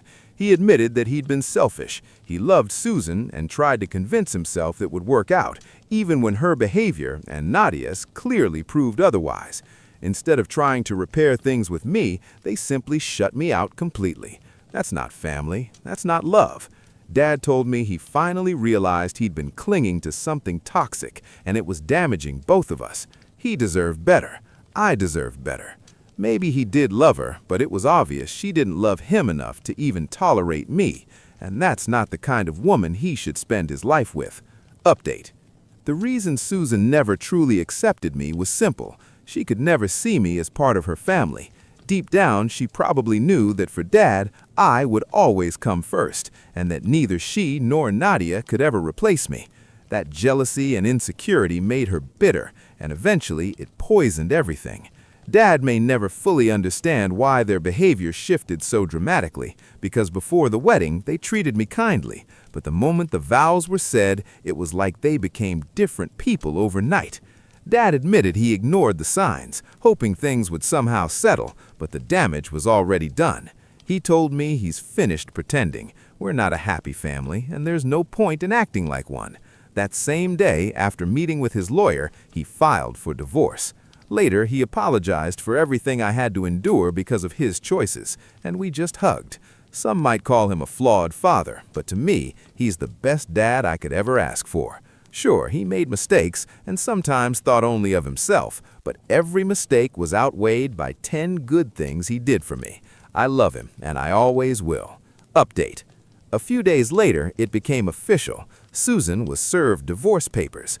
Dad came home early from work and locked himself in his office. I could hear him shouting into the phone, and it had me worried. Hours later, he finally explained. Susan had called, threatening to ruin him if he went through with the divorce. She promised to spread lies, throw accusations, and destroy his reputation. The first time, she caught him off guard at work, but once he was home, he recorded the call. When she realized he had proof, she flipped out, accused him of blackmail, and turned the whole thing into chaos. Dad didn't back down. He told her if she tried to drag his name through the mud, he'd make sure she'd regret it. From her voice, he could tell she was shaken. He said the process will start soon, and once it's finalized, he and I will finally take that trip to India together. He promised me. For now, we just hope she doesn't create more problems, but honestly, with the evidence I have, including the destroyed passport, she knows she's fighting a losing battle. Update. Hi again, quick update because I'm super busy. The divorce is officially finalized, and the outcome?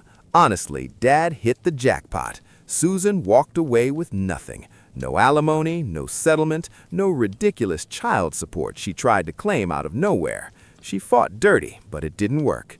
So now it's just us. We kept everything, and for the first time in a long time, life feels calm.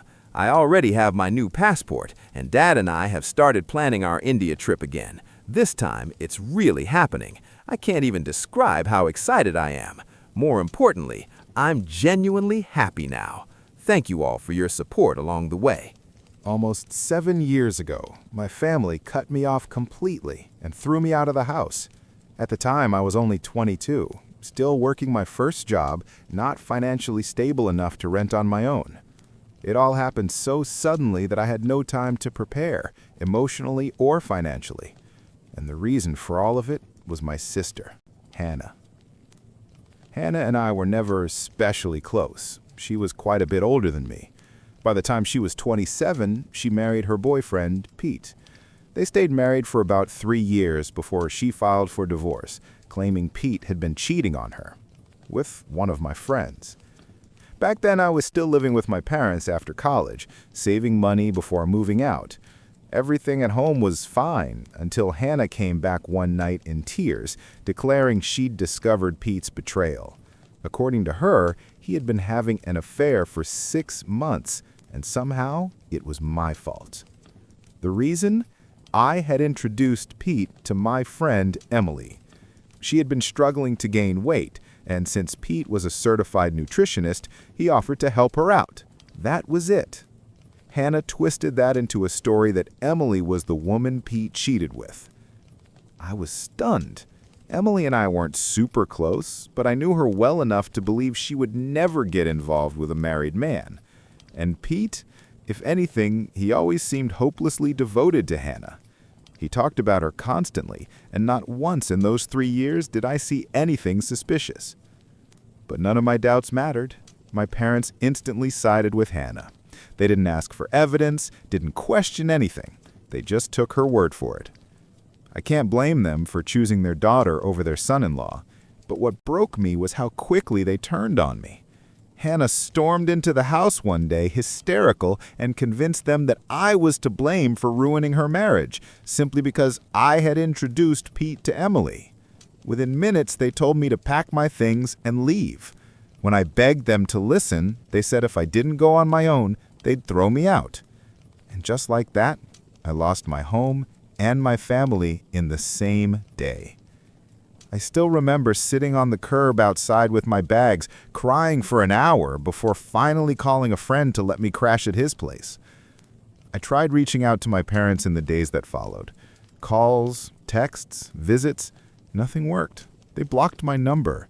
The one time I went to the house, my mom threatened to call the police if I didn't leave. That's when it hit me. They truly believed I was responsible. Looking back, maybe I shouldn't have been surprised. Hannah was always the favorite.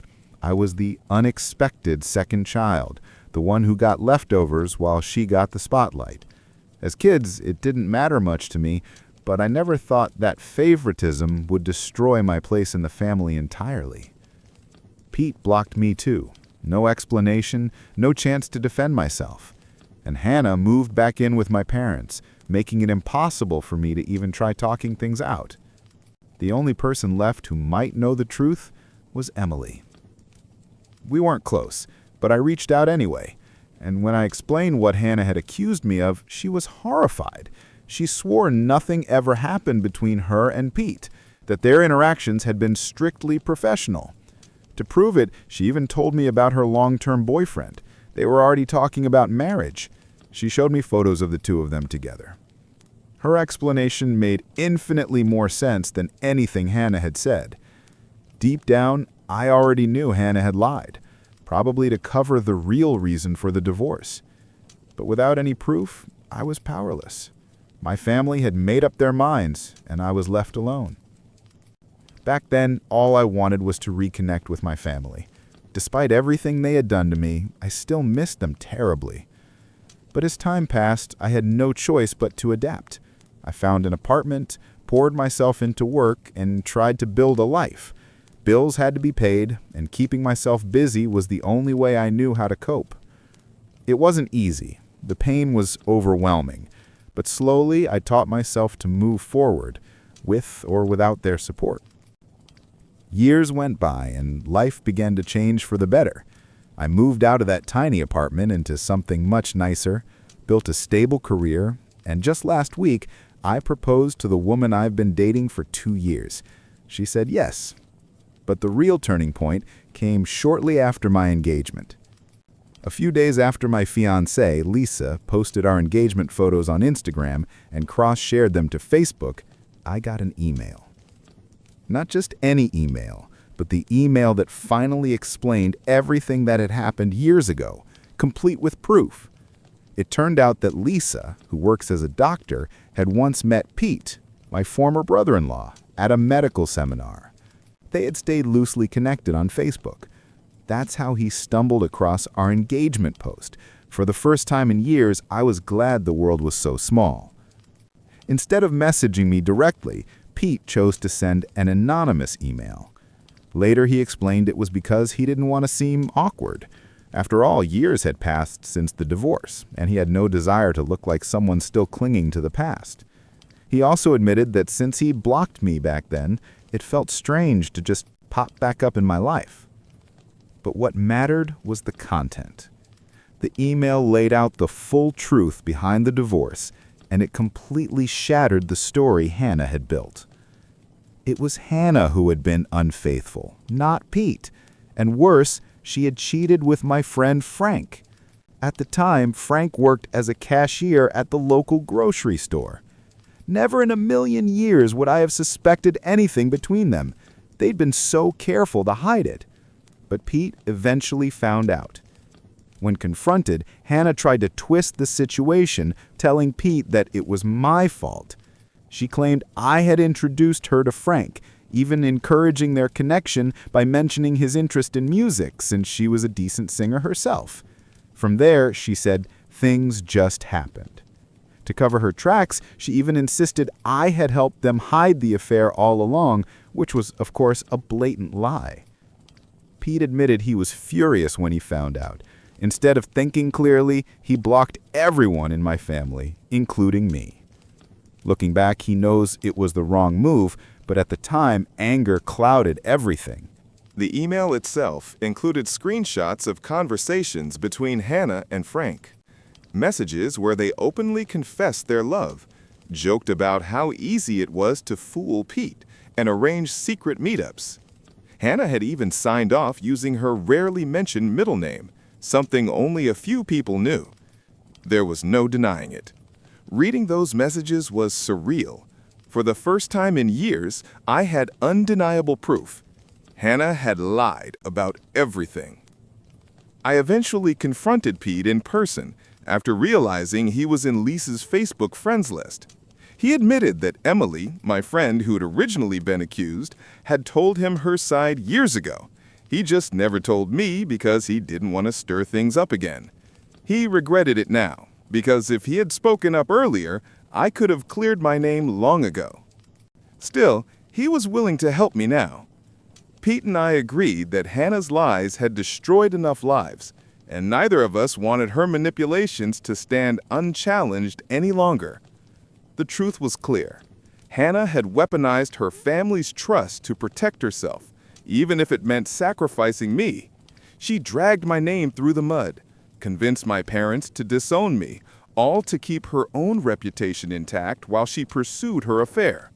And for the first time in years, I had the evidence to finally set the record straight. I'm certain my sister never once tried to tell our parents the truth. Instead, she kept feeding them lies during the divorce, and they swallowed every word without hesitation. She knew that if our parents ever discovered she was the one who cheated, she'd be in serious trouble, and she just couldn't allow that.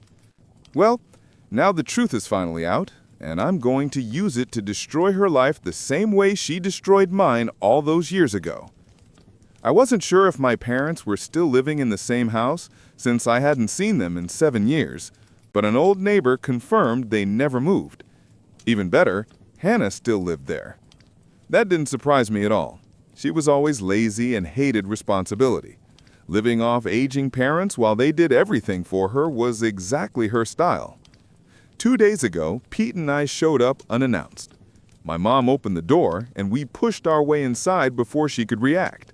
My dad and Hannah were sitting in the living room, the happy family reunited, but only for a moment. Their faces twisted as soon as they saw us. My dad immediately started shouting, threatening to call the police if we didn't leave. I told him he could do whatever he wanted, but only after reading the documents we brought. My parents looked confused, while Hannah turned pale and bolted to her room. I figured she was trying to avoid the inevitable, but there was no escaping it. Pete pulled out the divorce papers and screenshots of Hannah's messages with Frank, while I explained the real story. Pete also revealed how Hannah had been forced to give up our grandmother's diamond heirloom ring to settle the divorce, since her teacher salary couldn't cover the payout. My parents were stunned. We sat there watching as the drama unfolded. My dad demanded answers from Hannah, but when she tried lying yet again, even with the evidence right in front of her, he'd had enough. He packed her belongings, shoved them into a bag, and kicked her out of the house on the spot. I didn't need to be told twice. Pete and I walked out together, leaving Hannah begging our parents to let her back in, exactly the way I had once begged them years ago. It was the sweetest revenge. I felt nothing but satisfaction. A couple days later, Hannah showed up at my place, demanding I fix things with our parents. I don't even know how she found my address, but I told her point blank that I owed her nothing. She ruined my life, and I simply returned the favor. We were even now.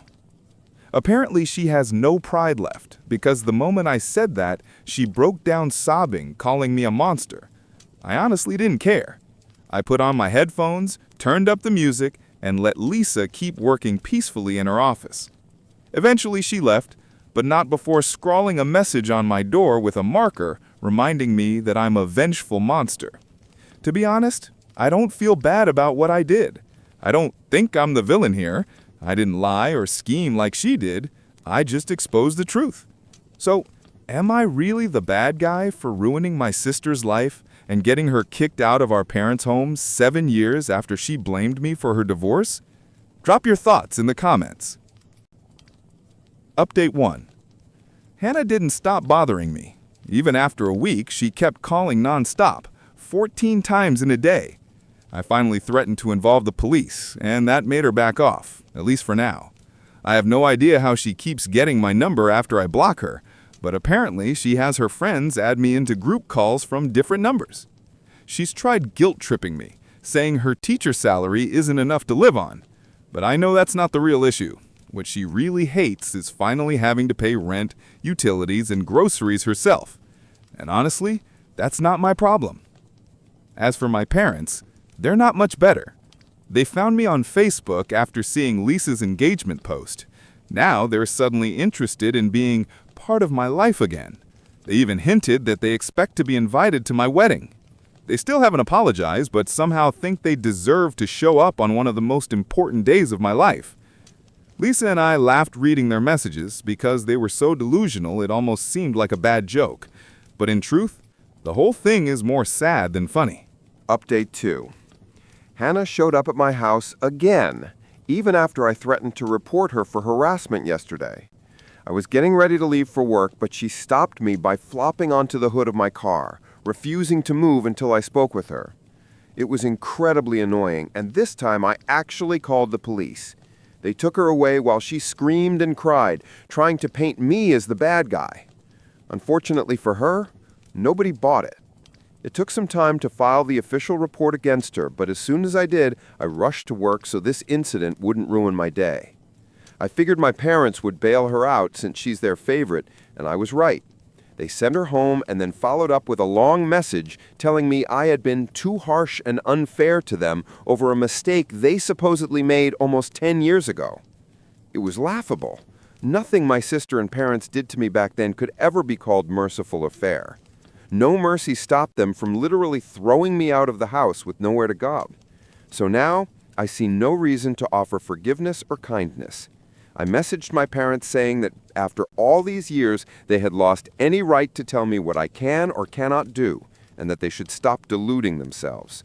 I haven't blocked them yet, had to check the message first, but I will soon.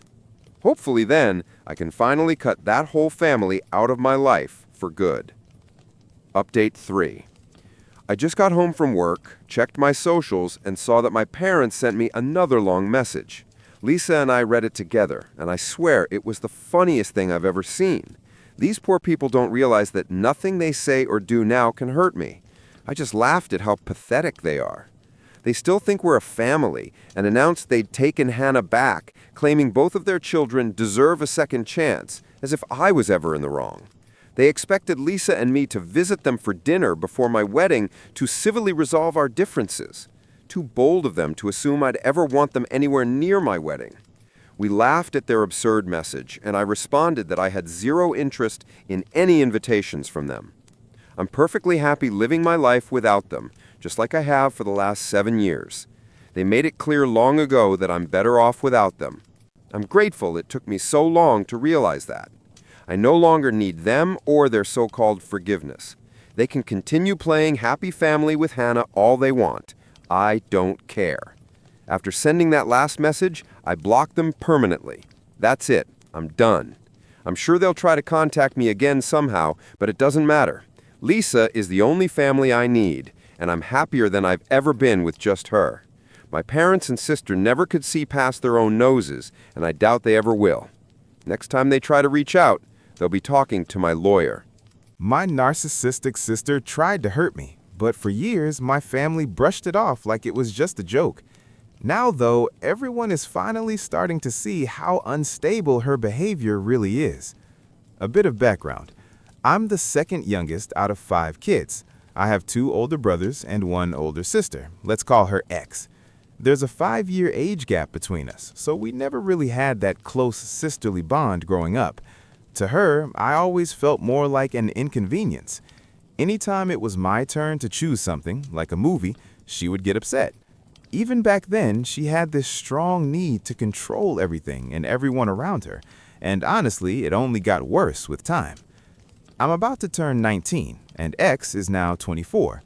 Earlier this year, in June, her boyfriend, let's call him Y, proposed to her during a family beach day. He had set up this big romantic display with white letters made of rose petals before we even arrived. She was ecstatic and immediately said yes.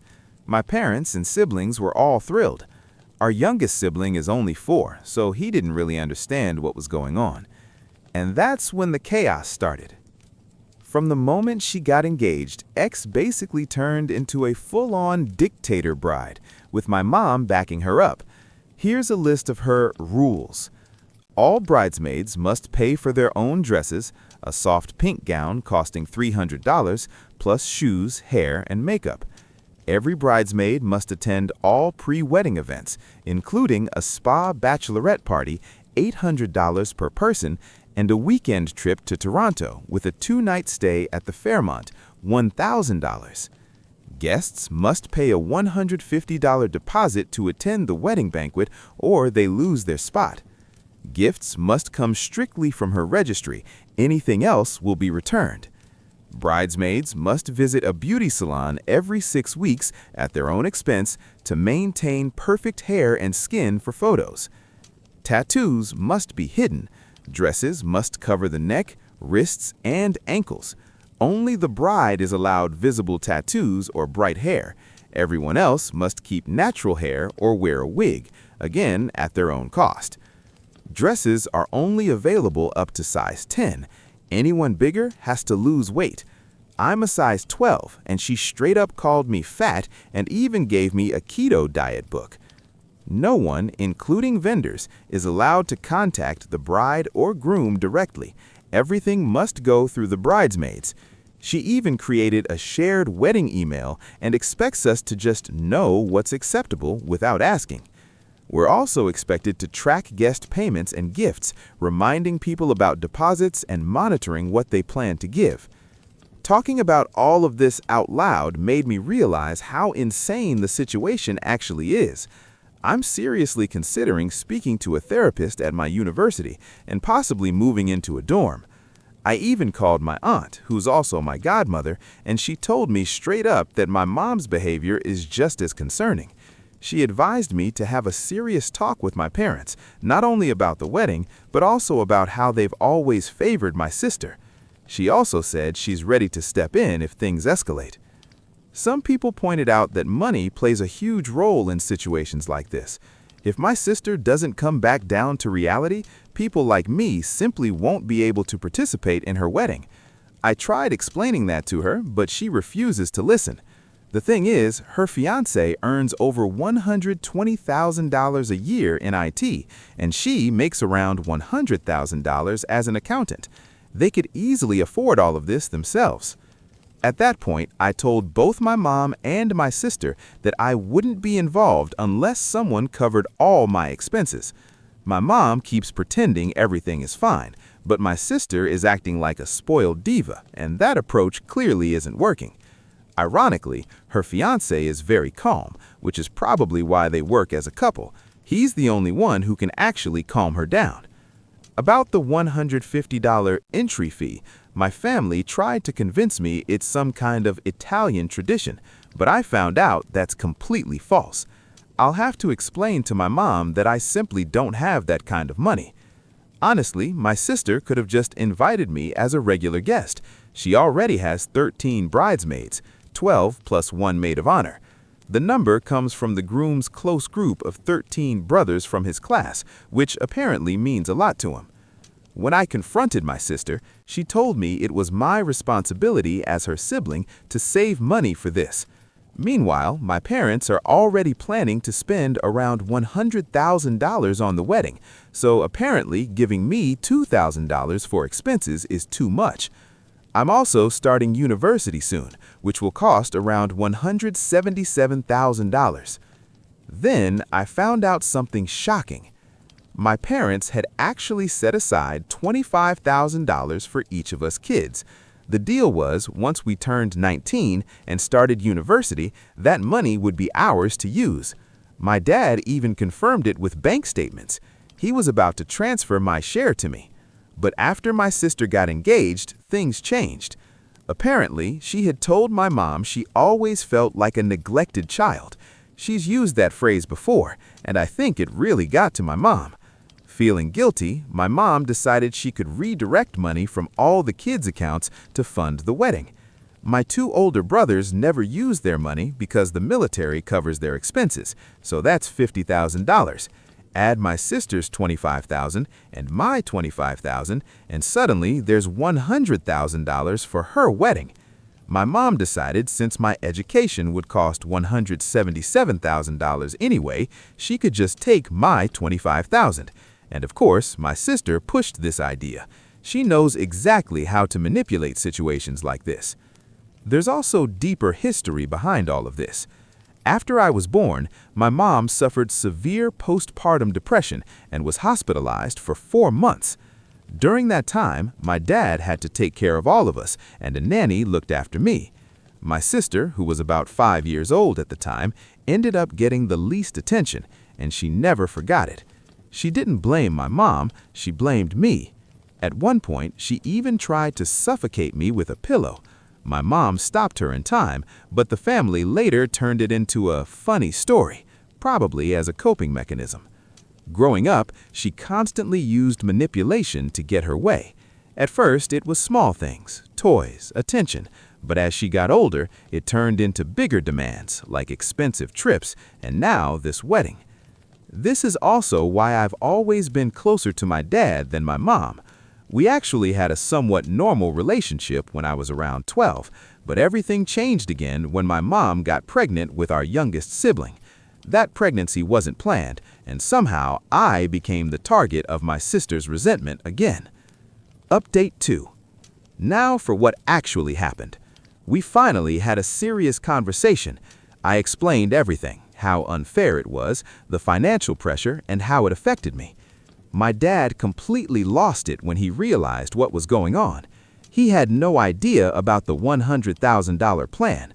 I showed him screenshots, especially where my mom kept saying, "Your father and I agreed," which wasn't true at all. We resolved the wedding issue. I'm not required to attend. Then my parents asked me to leave the room so they could talk privately. Later, my dad asked me why I never came to him earlier. Instead of answering directly, I showed him everything I had written.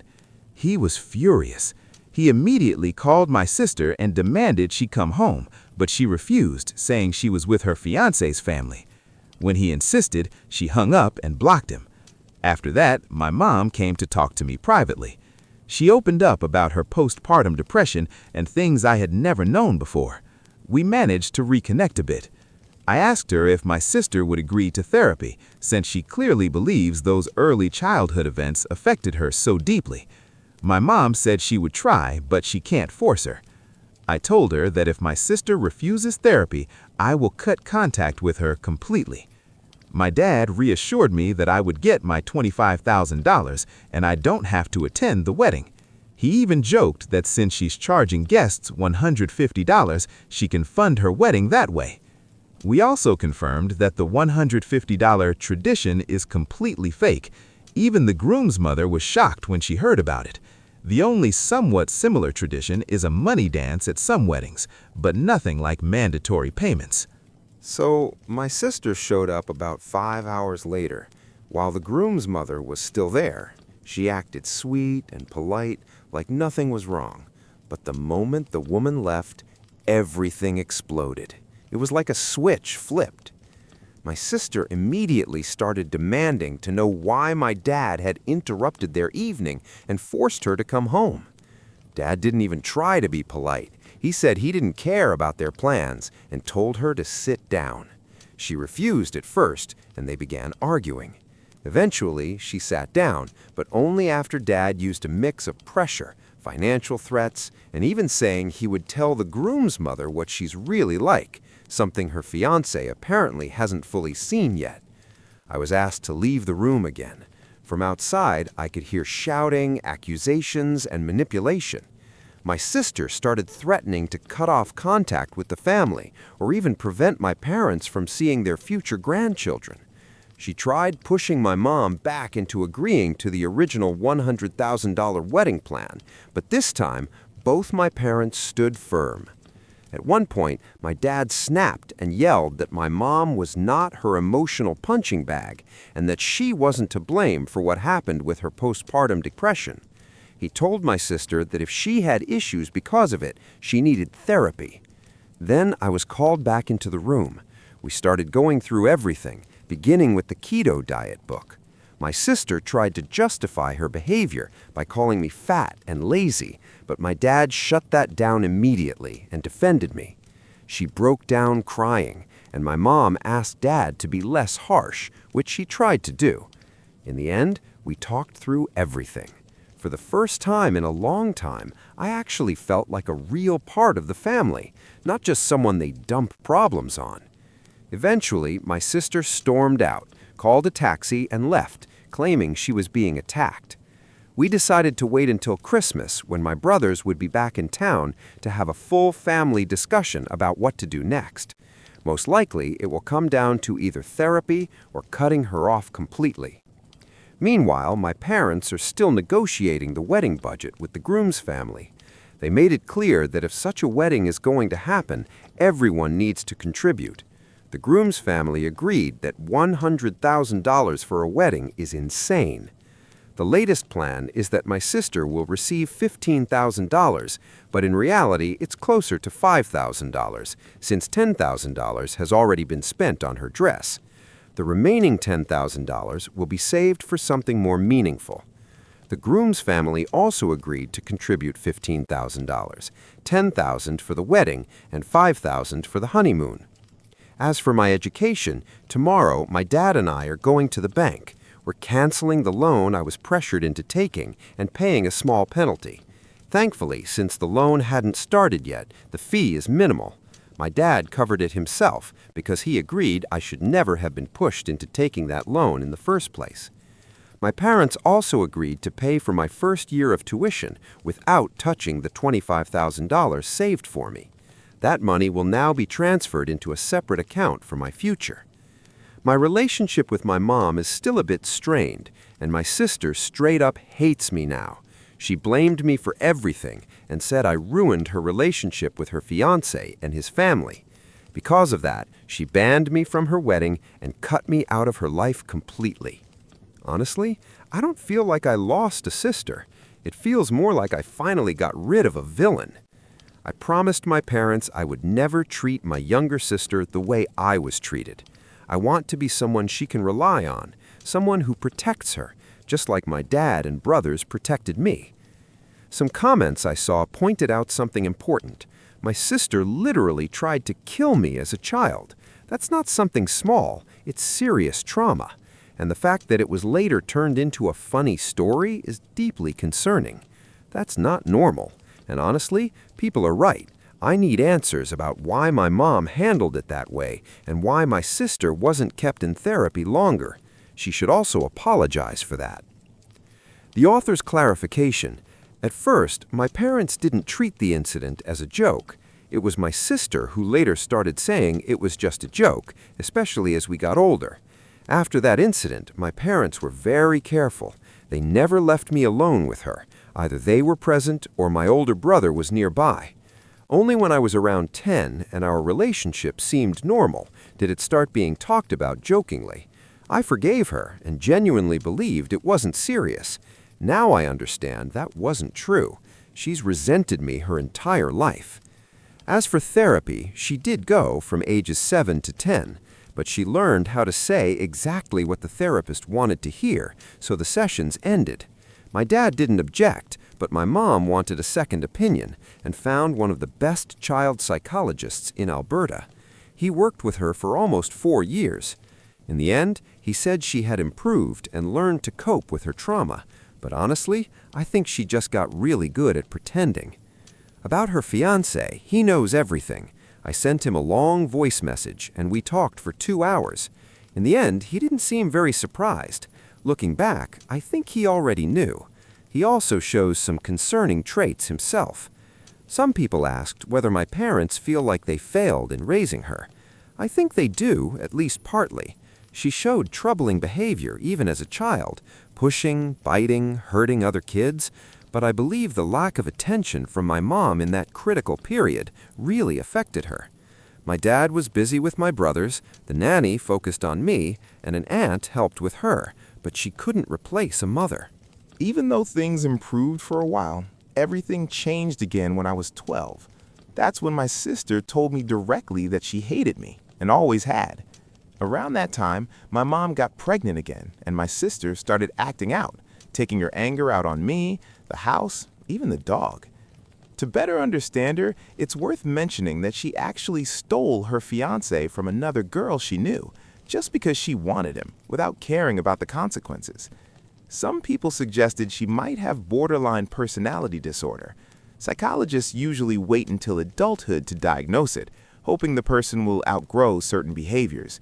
But adults with BPD can become extremely manipulative, able to deceive therapists, hide patterns, and convincingly lie about their actions and emotions.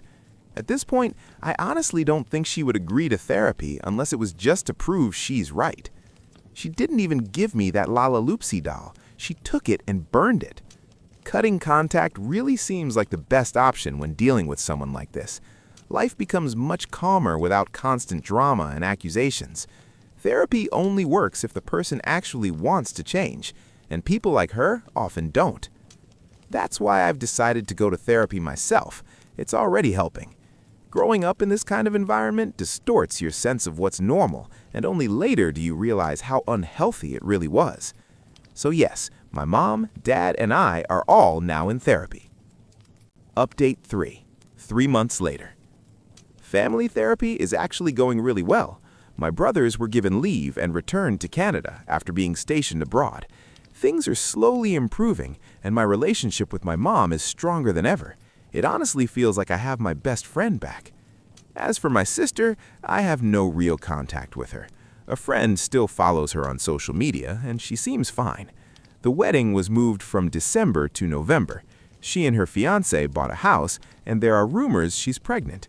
She has completely cut ties with us. Her fiancé's family has been spreading negative rumors about ours, but we're staying strong. On a brighter note, my older brother is getting married, and instead of losing a toxic sister, I'm gaining an amazing one. She's incredibly kind. She checks in on me, sends food when I'm down, and even asked me to be her bridesmaid.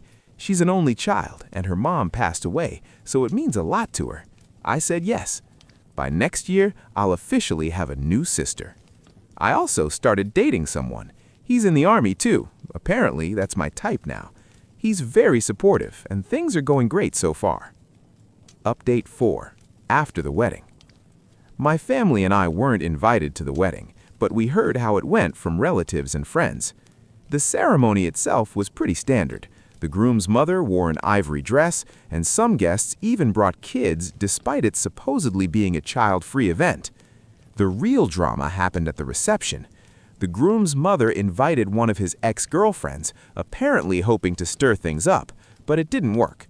The ex tried to create tension, but he shut it down quickly and asked her to leave. So honestly, nothing too dramatic happened. They got married, and now they're heading off on their honeymoon. And yes, my sister is pregnant. At the end of the reception, during a slideshow, the final image was an ultrasound with the caption, "Baby surname June 2023." At this point, the story has already sparked plenty of opinions. I don't think there's much more to add. I'm just glad it ended the way it did, because situations like this don't always turn out so well. Almost 7 years ago, my family cut me off completely and threw me out of the house. At the time, I was only 22, still working my first job, not financially stable enough to rent on my own. It all happened so suddenly that I had no time to prepare, emotionally or financially. And the reason for all of it was my sister, Hannah. Hannah and I were never especially close. She was quite a bit older than me. By the time she was 27, she married her boyfriend, Pete. They stayed married for about 3 years before she filed for divorce, claiming Pete had been cheating on her with one of my friends. Back then, I was still living with my parents after college, saving money before moving out. Everything at home was fine until Hannah came back one night in tears, declaring she'd discovered Pete's betrayal. According to her, he had been having an affair for 6 months, and somehow it was my fault. The reason? I had introduced Pete to my friend Emily. She had been struggling to gain weight, and since Pete was a certified nutritionist, he offered to help her out. That was it. Hannah twisted that into a story that Emily was the woman Pete cheated with. I was stunned. Emily and I weren't super close, but I knew her well enough to believe she would never get involved with a married man. And Pete, if anything, he always seemed hopelessly devoted to Hannah. He talked about her constantly, and not once in those 3 years did I see anything suspicious. But none of my doubts mattered. My parents instantly sided with Hannah. They didn't ask for evidence, didn't question anything. They just took her word for it. I can't blame them for choosing their daughter over their son-in-law, but what broke me was how quickly they turned on me.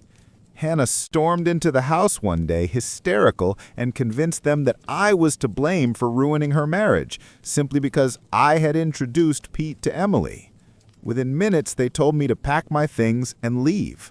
When I begged them to listen, they said if I didn't go on my own, they'd throw me out. And just like that, I lost my home and my family in the same day. I still remember sitting on the curb outside with my bags, crying for an hour before finally calling a friend to let me crash at his place. I tried reaching out to my parents in the days that followed. Calls, texts, visits, nothing worked. They blocked my number. The one time I went to the house, my mom threatened to call the police if I didn't leave. That's when it hit me. They truly believed I was responsible. Looking back, maybe I shouldn't have been surprised. Hannah was always the favorite. I was the unexpected second child, the one who got leftovers while she got the spotlight.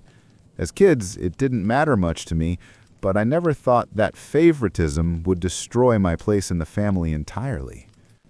Pete blocked me too. No explanation, no chance to defend myself. And Hannah moved back in with my parents, making it impossible for me to even try talking things out. The only person left who might know the truth was Emily. We weren't close, but I reached out anyway, and when I explained what Hannah had accused me of, she was horrified. She swore nothing ever happened between her and Pete, that their interactions had been strictly professional. To prove it, she even told me about her long-term boyfriend. They were already talking about marriage. She showed me photos of the two of them together. Her explanation made infinitely more sense than anything Hannah had said. Deep down, I already knew Hannah had lied, probably to cover the real reason for the divorce. But without any proof, I was powerless. My family had made up their minds, and I was left alone. Back then, all I wanted was to reconnect with my family.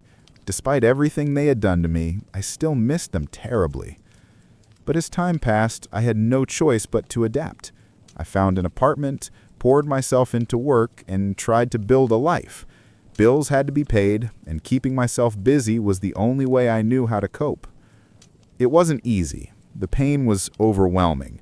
But slowly, I taught myself to move forward, with or without their support. Years went by, and life began to change for the better. I moved out of that tiny apartment into something much nicer, built a stable career, and just last week, I proposed to the woman I've been dating for 2 years. She said yes. But the real turning point came shortly after my engagement. A few days after my fiancée, Lisa, posted our engagement photos on Instagram and cross-shared them to Facebook, I got an email. Not just any email, but the email that finally explained everything that had happened years ago, complete with proof.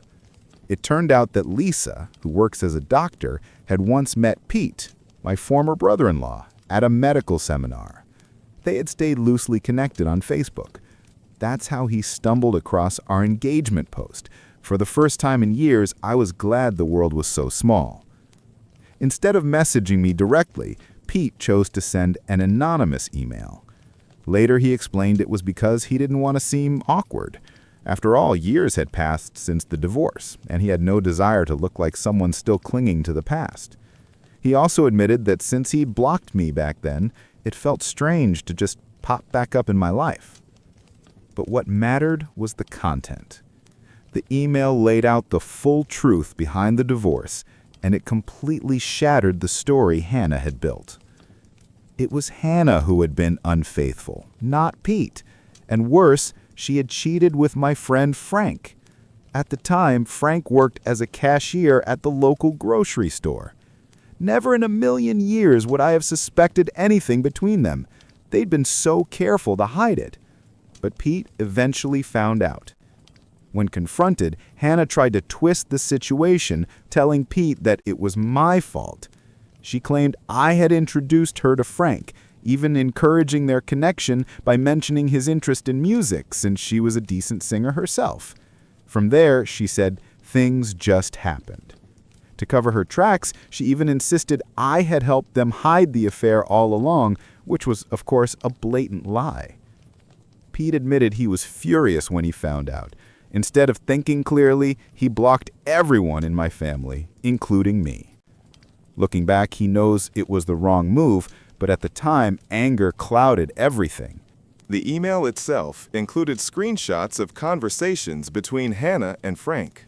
Messages where they openly confessed their love, joked about how easy it was to fool Pete, and arranged secret meetups.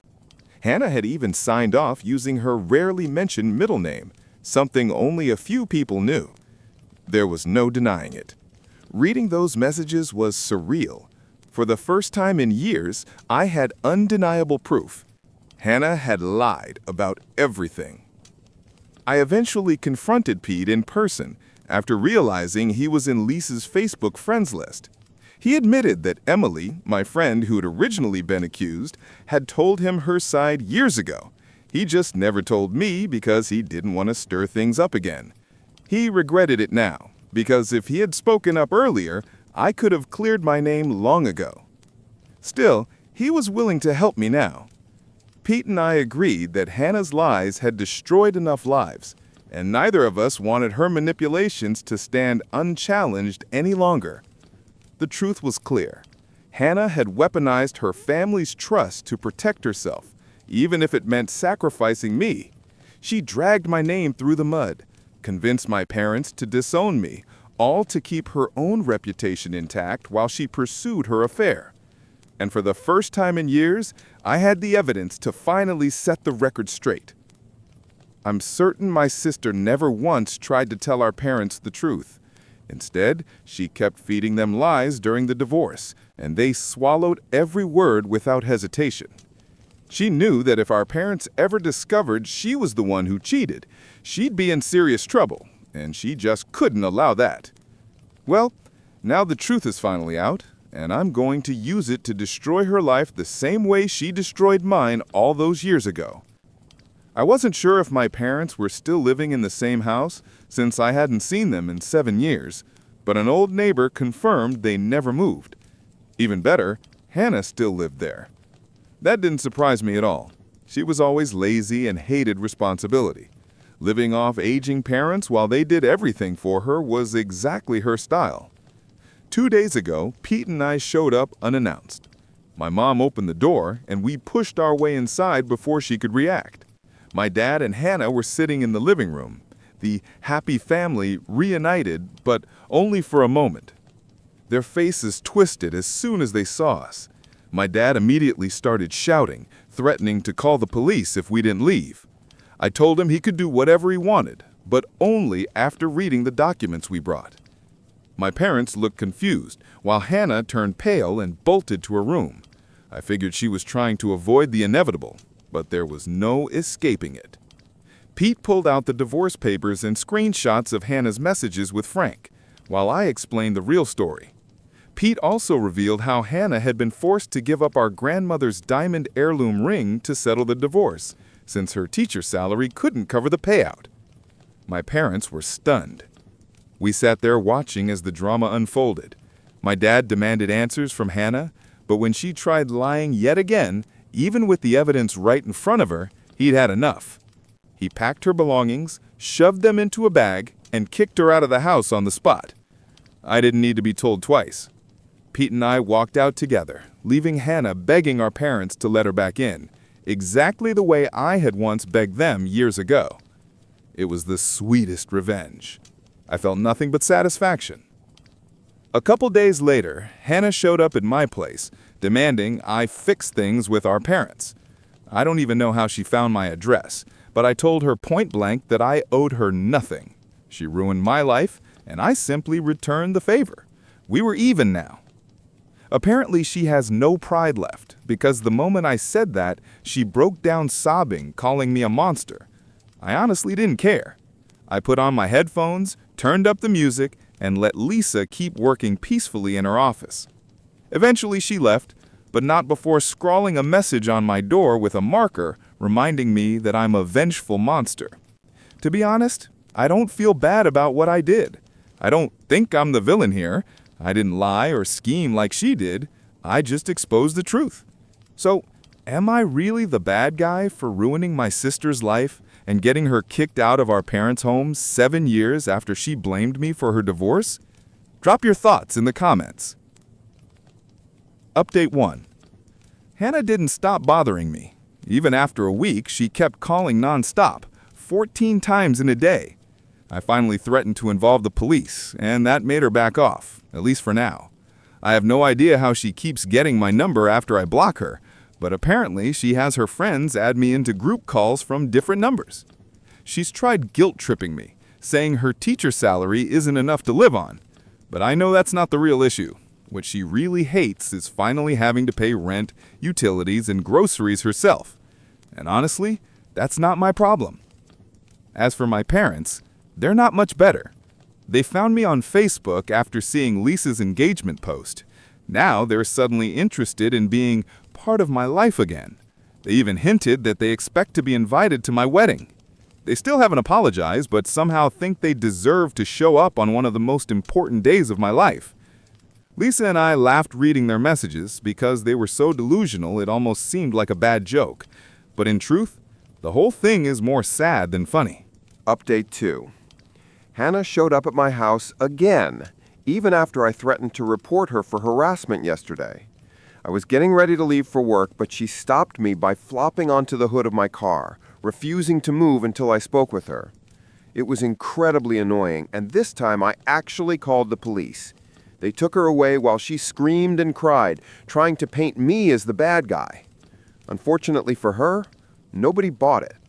It took some time to file the official report against her, but as soon as I did, I rushed to work so this incident wouldn't ruin my day. I figured my parents would bail her out since she's their favorite, and I was right. They sent her home and then followed up with a long message telling me I had been too harsh and unfair to them over a mistake they supposedly made almost 10 years ago.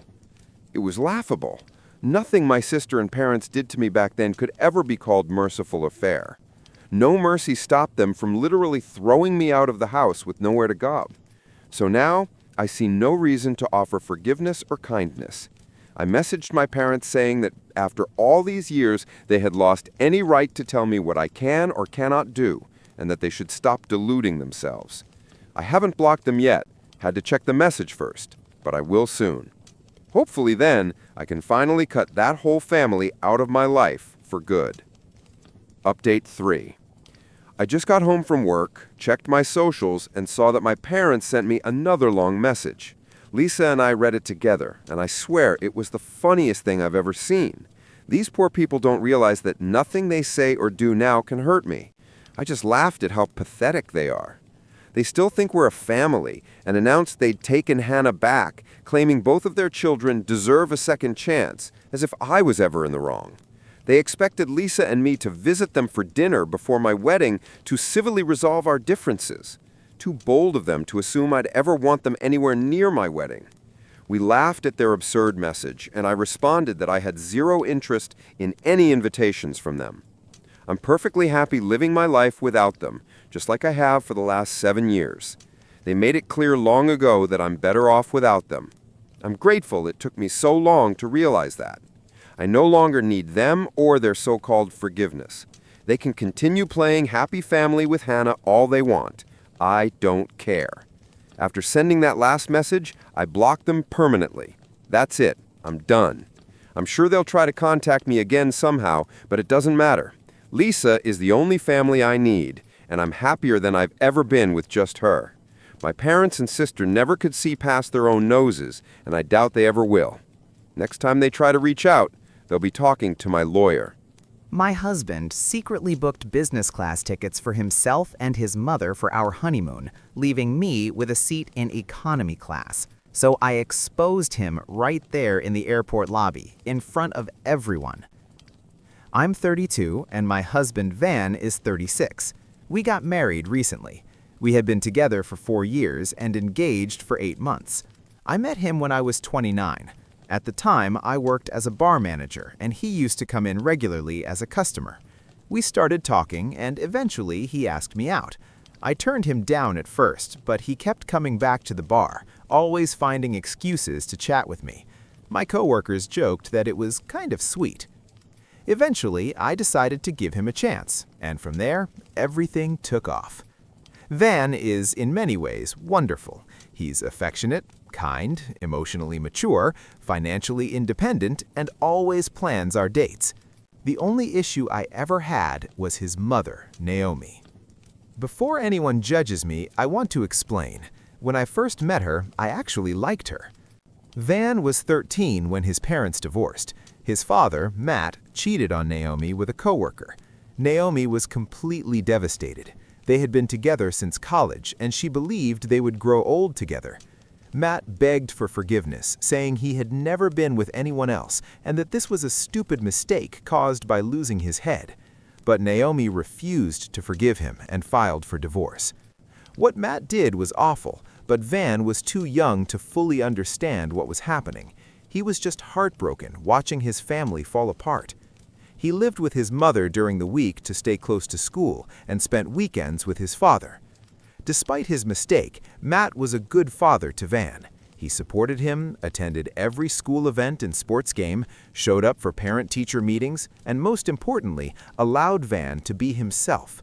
Naomi, on the other hand, became extremely strict after the divorce. Van believes her behavior changed because of the betrayal. She became obsessively controlling. According to Van, he wasn't allowed to stay out late with friends, date girls, go on school trips or picnics, be near lakes or pools, sleep over at friends' houses. When he told me about these rules, they sounded ridiculous. Van explained that his mother justified everything by saying she was lonely without him and just wanted to protect him from the world. Unsurprisingly, Van quickly realized he felt much more comfortable living with his father. Matt's rules were simple. Don't stay out too late, and always share your location when going out with friends in case of emergencies. When school trips came up, Naomi would forbid Van from going, but Matt would sign the permission forms and encourage him to participate. This caused massive fights between Naomi and Matt, with Naomi threatening legal action. If Van wanted to hang out with friends, Naomi would say no, so he waited for weekends at his dad's place to finally have some freedom. As a teenager, he grew to hate living with his mother. They argued constantly. She criticized his clothes, his hair, and his friends. He spent most weekdays locked in his room, counting down the days until Friday, when he could escape to his dad's house. When Van was 17, Matt introduced him to his new partner, Heather. Heather is a kind woman who treated Van like her own son. She struggled with infertility and had accepted that she would never have children. Meeting Matt and learning he had a son was something she genuinely welcomed. Van adored her. She became a second mother to him.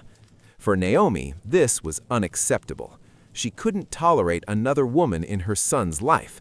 She caused endless scandals and tried to poison Van against Heather, claiming that Matt must have cheated with her during the marriage, which wasn't true. Heather entered Matt's life long after the divorce. Naomi refused to accept this reality and began making Matt's life difficult, even preventing him from seeing his son.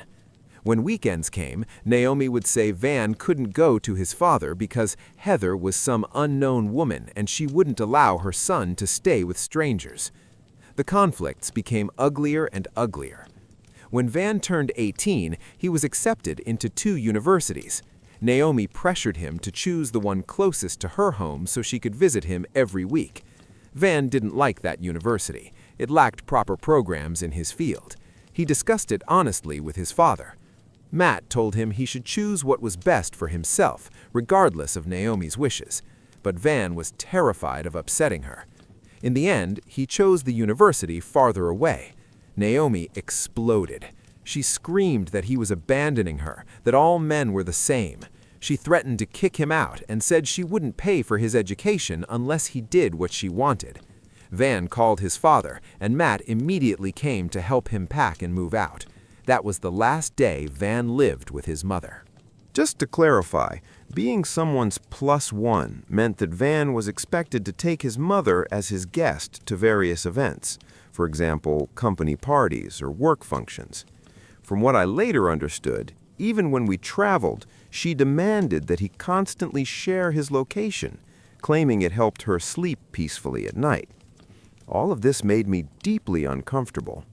I could clearly see Van being torn apart between wanting a normal adult life and feeling obligated to take care of his emotionally unstable mother.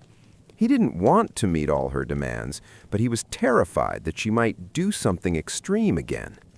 Unlike his mother, his father Matt was calm, grounded, and emotionally healthy.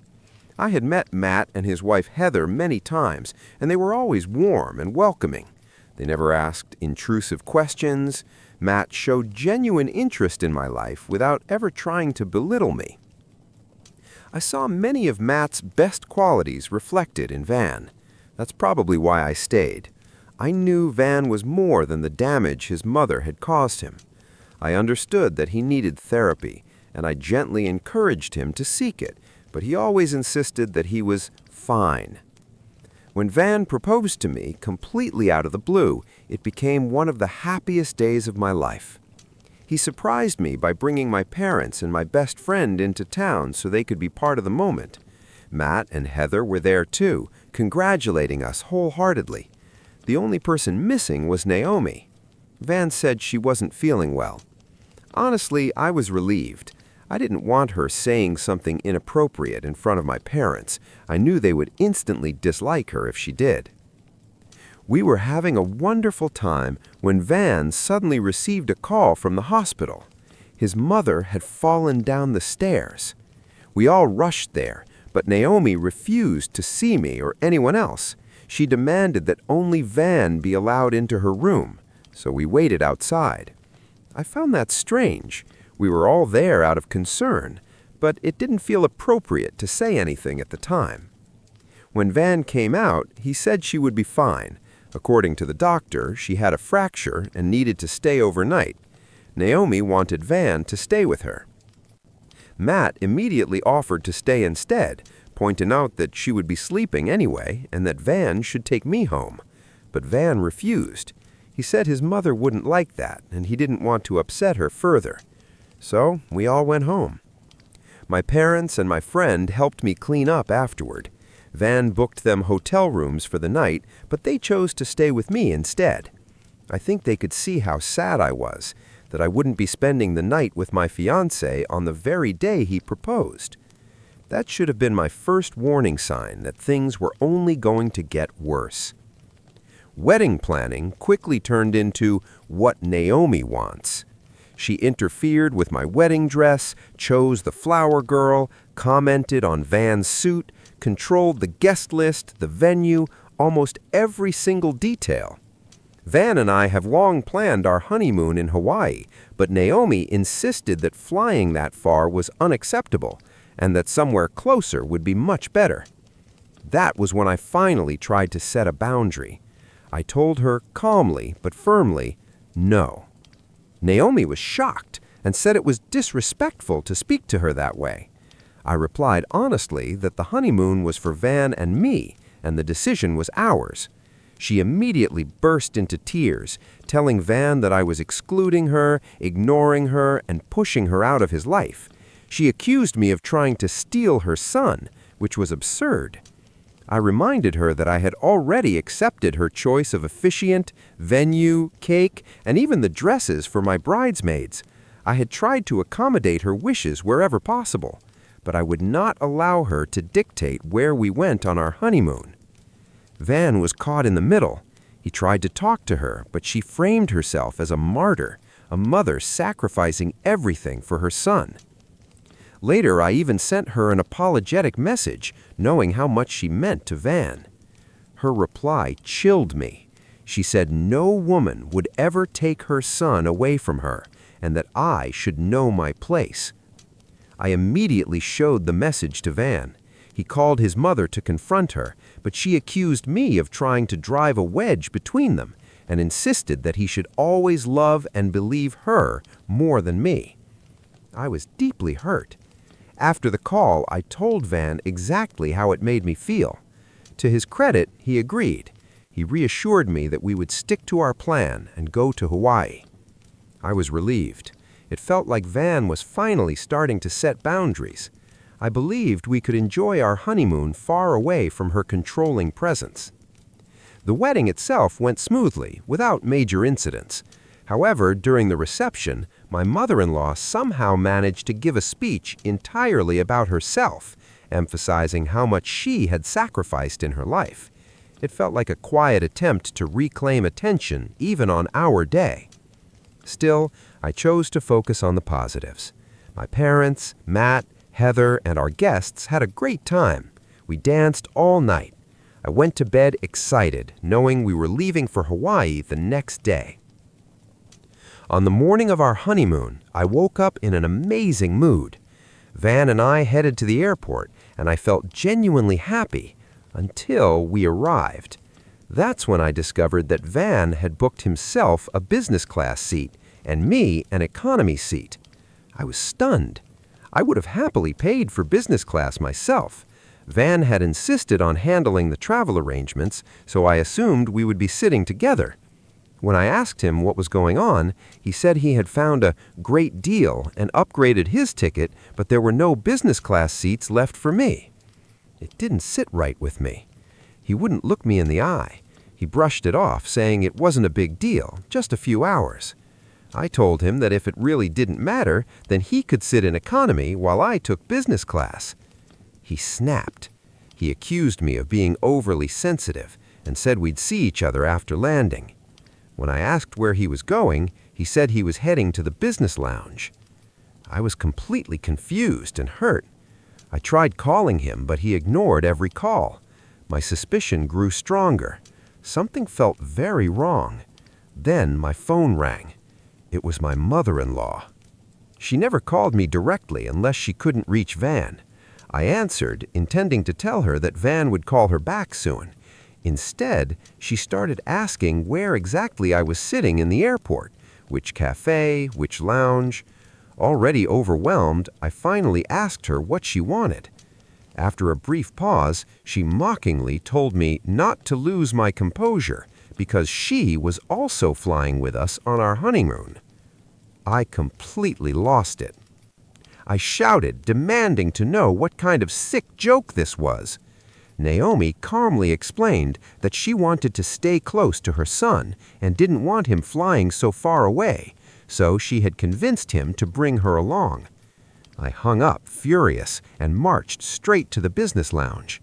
Security didn't want to let me in, but I told them my husband was inside and that I urgently needed to speak to him about his mother.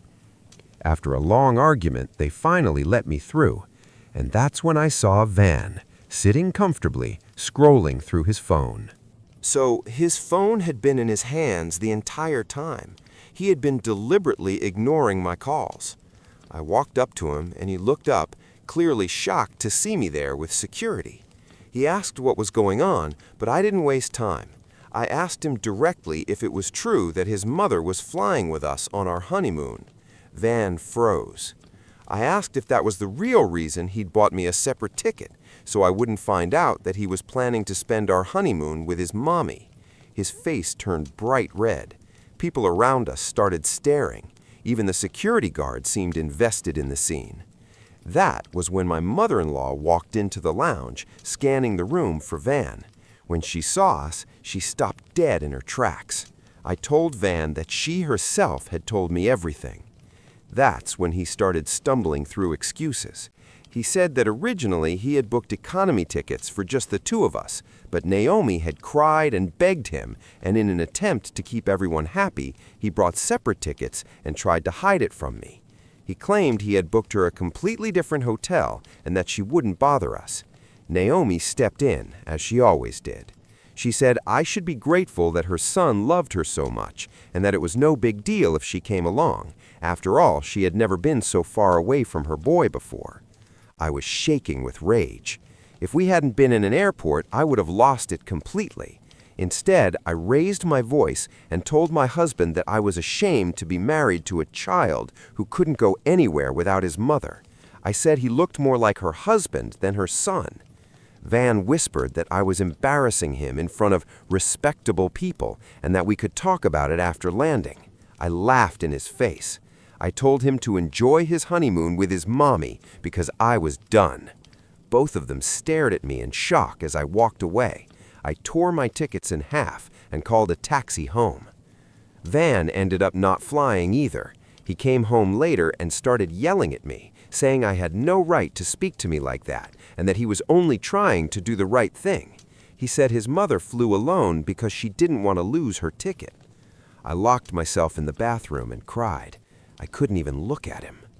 All of this happened yesterday, and ever since then, I felt like I'm in a fog. I know with painful clarity that our marriage is over. He hasn't apologized. He barely speaks to me. And it hurts.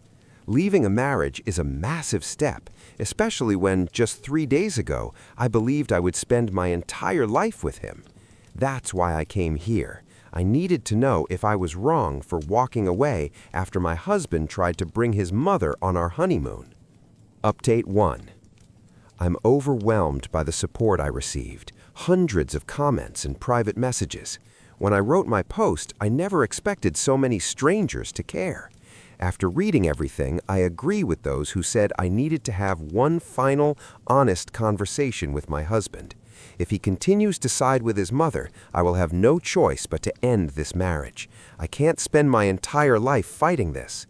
Naomi clearly doesn't care about us, considering she still flew to Hawaii alone, fully aware that all of this chaos was caused by her. I'll update after we talk. Update 2. A month has passed since my last update, and a lot has happened. After the airport incident, I made a decision. The situation was unbearable, and I couldn't live in limbo without a real conversation. I packed my things and waited for Van to come home from work. That conversation would either save our marriage or destroy it. When Van walked in and saw me waiting, I saw surprise and fear flash across his face. I asked him to sit down and handed him a glass of water. The tension in the room was almost suffocating. We hadn't spoken since the incident because he still believed I owed him an apology. I took a deep breath and told him everything, how his mother had made me feel all this time. I explained how I saw him change whenever she was around, how he seemed to become a different person. I told him I understood the crushing guilt he carried over her past, over her sacrifices, and how she constantly used that guilt to control him, but it was slowly destroying the foundation of our relationship. I cried as I explained how deeply she had invaded my life, not just our wedding, but even our honeymoon. I told him I fell in love with his kindness and warmth, but his relationship with his mother was tearing apart everything we had built. When I finished, I saw tears streaming down his face. He admitted he had no idea I felt this way. He said he had spent his entire life caring for his mother, living in constant fear that something terrible might happen to her. He confessed that he had become so used to putting her needs above everyone else's that he no longer knew how to stop. He admitted he knew bringing her on the honeymoon was wrong, but she leaned on his guilt and he gave in, convincing himself it would somehow be better for everyone. I told him that if his mother truly cared about him, she wouldn't have flown to Hawaii alone and left him behind. He nodded and admitted he had been blind to her manipulation until now. He broke down completely, dropped to his knees, and apologized over and over again. My heart shattered. I hugged him, realizing how much internal pain he was carrying. It became clear that he needed therapy, and if he truly recognized his mistakes and was willing to work on them, I was willing to give this marriage a chance. Within the next 2 weeks, Van booked appointments and began seeing a therapist. He also had an honest conversation with his father. Update 3. Matt had no idea how bad things had gotten and was genuinely shocked by how far Naomi had pushed everything. His father told him the same thing I had, that it was time for Van to stop living in constant anxiety over his mother and finally start living his own life, without excuses. With the help of his therapist, Van decided to move to low contact with his mother. He understood that he needed space to untangle his thoughts and emotions. It wasn't an easy decision. Naomi was calling him non-stop, as expected. He hasn't told her yet that he's seeing a therapist. He knows she'll completely lose it when she finds out. He plans to tell her this coming weekend and ask for space. If she refuses, he's prepared to block her entirely. Overall, I see this as real progress and a necessary step toward healing our relationship. I know the road ahead won't be easy, but for the first time, I feel like we're moving in the right direction. Update 4. 3 months later. It's been 3 months since my last update, and I want to thank everyone who followed my story and supported me. The past few months have been an emotional roller coaster, and the encouragement from this community meant more to me than I can express. First of all, Van did talk to his mother after working through things in therapy. As expected, it went terribly. She unleashed a torrent of accusations, screaming that I had stolen him from her. She demanded that he divorce me, insisting that I was the cause of all the problems and that everything had been perfect before I came into his life. But this time, Van finally stood his ground. He firmly told her that he would no longer tolerate her manipulation. He made it clear that she had to respect our marriage and our private life. Then he made a difficult but decisive choice. He blocked her number. I did the same. It was necessary for our mental health and for the survival of our relationship. Of course, Naomi began telling anyone who would listen that her son had abandoned her and that she had been treated horribly. Gossip and rumors reached us through relatives and mutual acquaintances, but we stayed focused on our own lives. Matt, Van's father, played an important role during this time.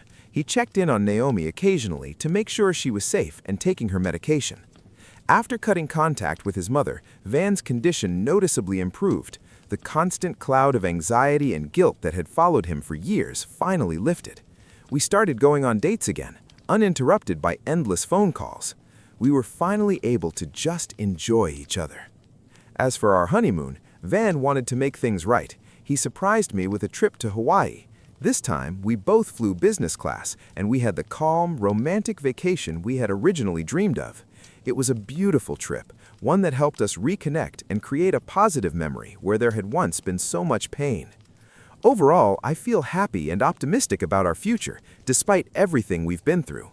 My husband's growth and the effort he's putting into our relationship are impossible to miss. If anything new happens, I'll be sure to post another update. Many years ago, my wife's grandfather found an unusual bag of seeds in the Ozark Mountains of Missouri. The discovery was made near Roaring River Park in the southwestern part of the state. The bag was lying on top of a hill and looked remarkably well preserved.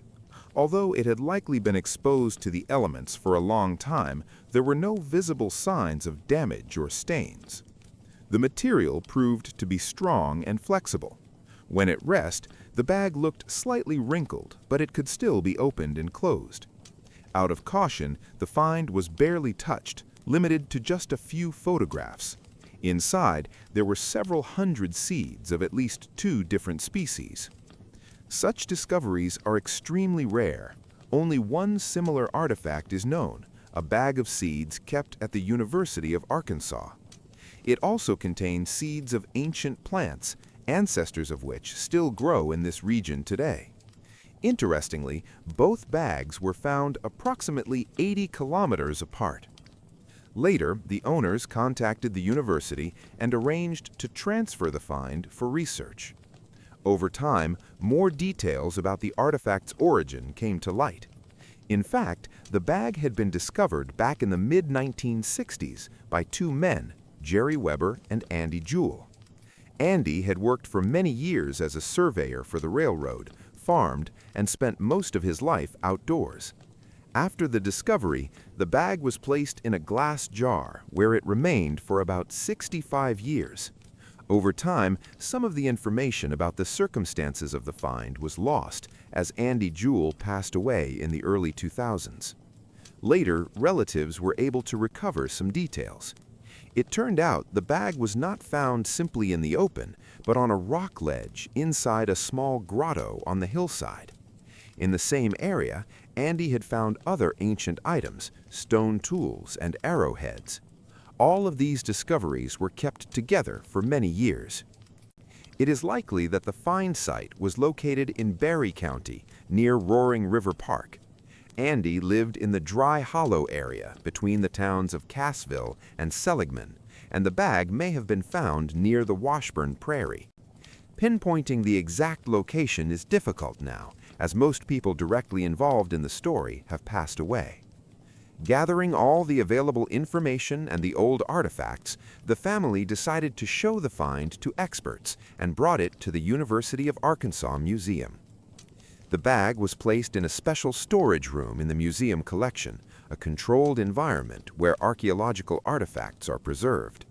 The museum curator, Dr. Mary Suter, carefully laid out the bag, seeds, and stone tools for inspection. After the initial examination, she retrieved a scientific book about woven artifacts found in rock shelters of the Ozark Mountains. As she flipped through the pages, she came across an illustration of a bag that matched almost perfectly in weave, color, and construction with the new find. The news quickly spread among museum staff, and other specialists began arriving in the room. Many noted that such artifacts are extremely rare. Archaeologists explained that rock grottos and natural shelters were often used by the region's ancient inhabitants to store items and supplies. These are precisely the kinds of locations where organic materials, which normally decompose quickly, might sometimes survive. According to preliminary assessments, the bag belongs to the pre-contact period, the time before Europeans arrived in North America. Its exact age is still unknown, but it can be confidently stated that it is at least 500 years old and likely much older. To determine a more precise age, radiocarbon dating will be needed. Since the artifact is linked to the cultural heritage of native peoples, the museum must coordinate with the Osage tribe before conducting research. Afterward, samples can be sent to another university for laboratory analysis. For now, the bag, seeds, and other items remain at the University of Arkansas Museum, where they are being preserved under appropriate conditions and studied by archaeologists. Seed bags like this are considered exceptionally rare finds. Before this discovery, archaeologists knew of only 2 similar bags from Eden Bluff and another heavily damaged one that contained acorns. Organic materials, such as plant fibers and seeds, usually decompose quickly, so their preservation over hundreds or even thousands of years is highly unusual. Museum specialists immediately began photographing the seeds and stone items to share with other researchers.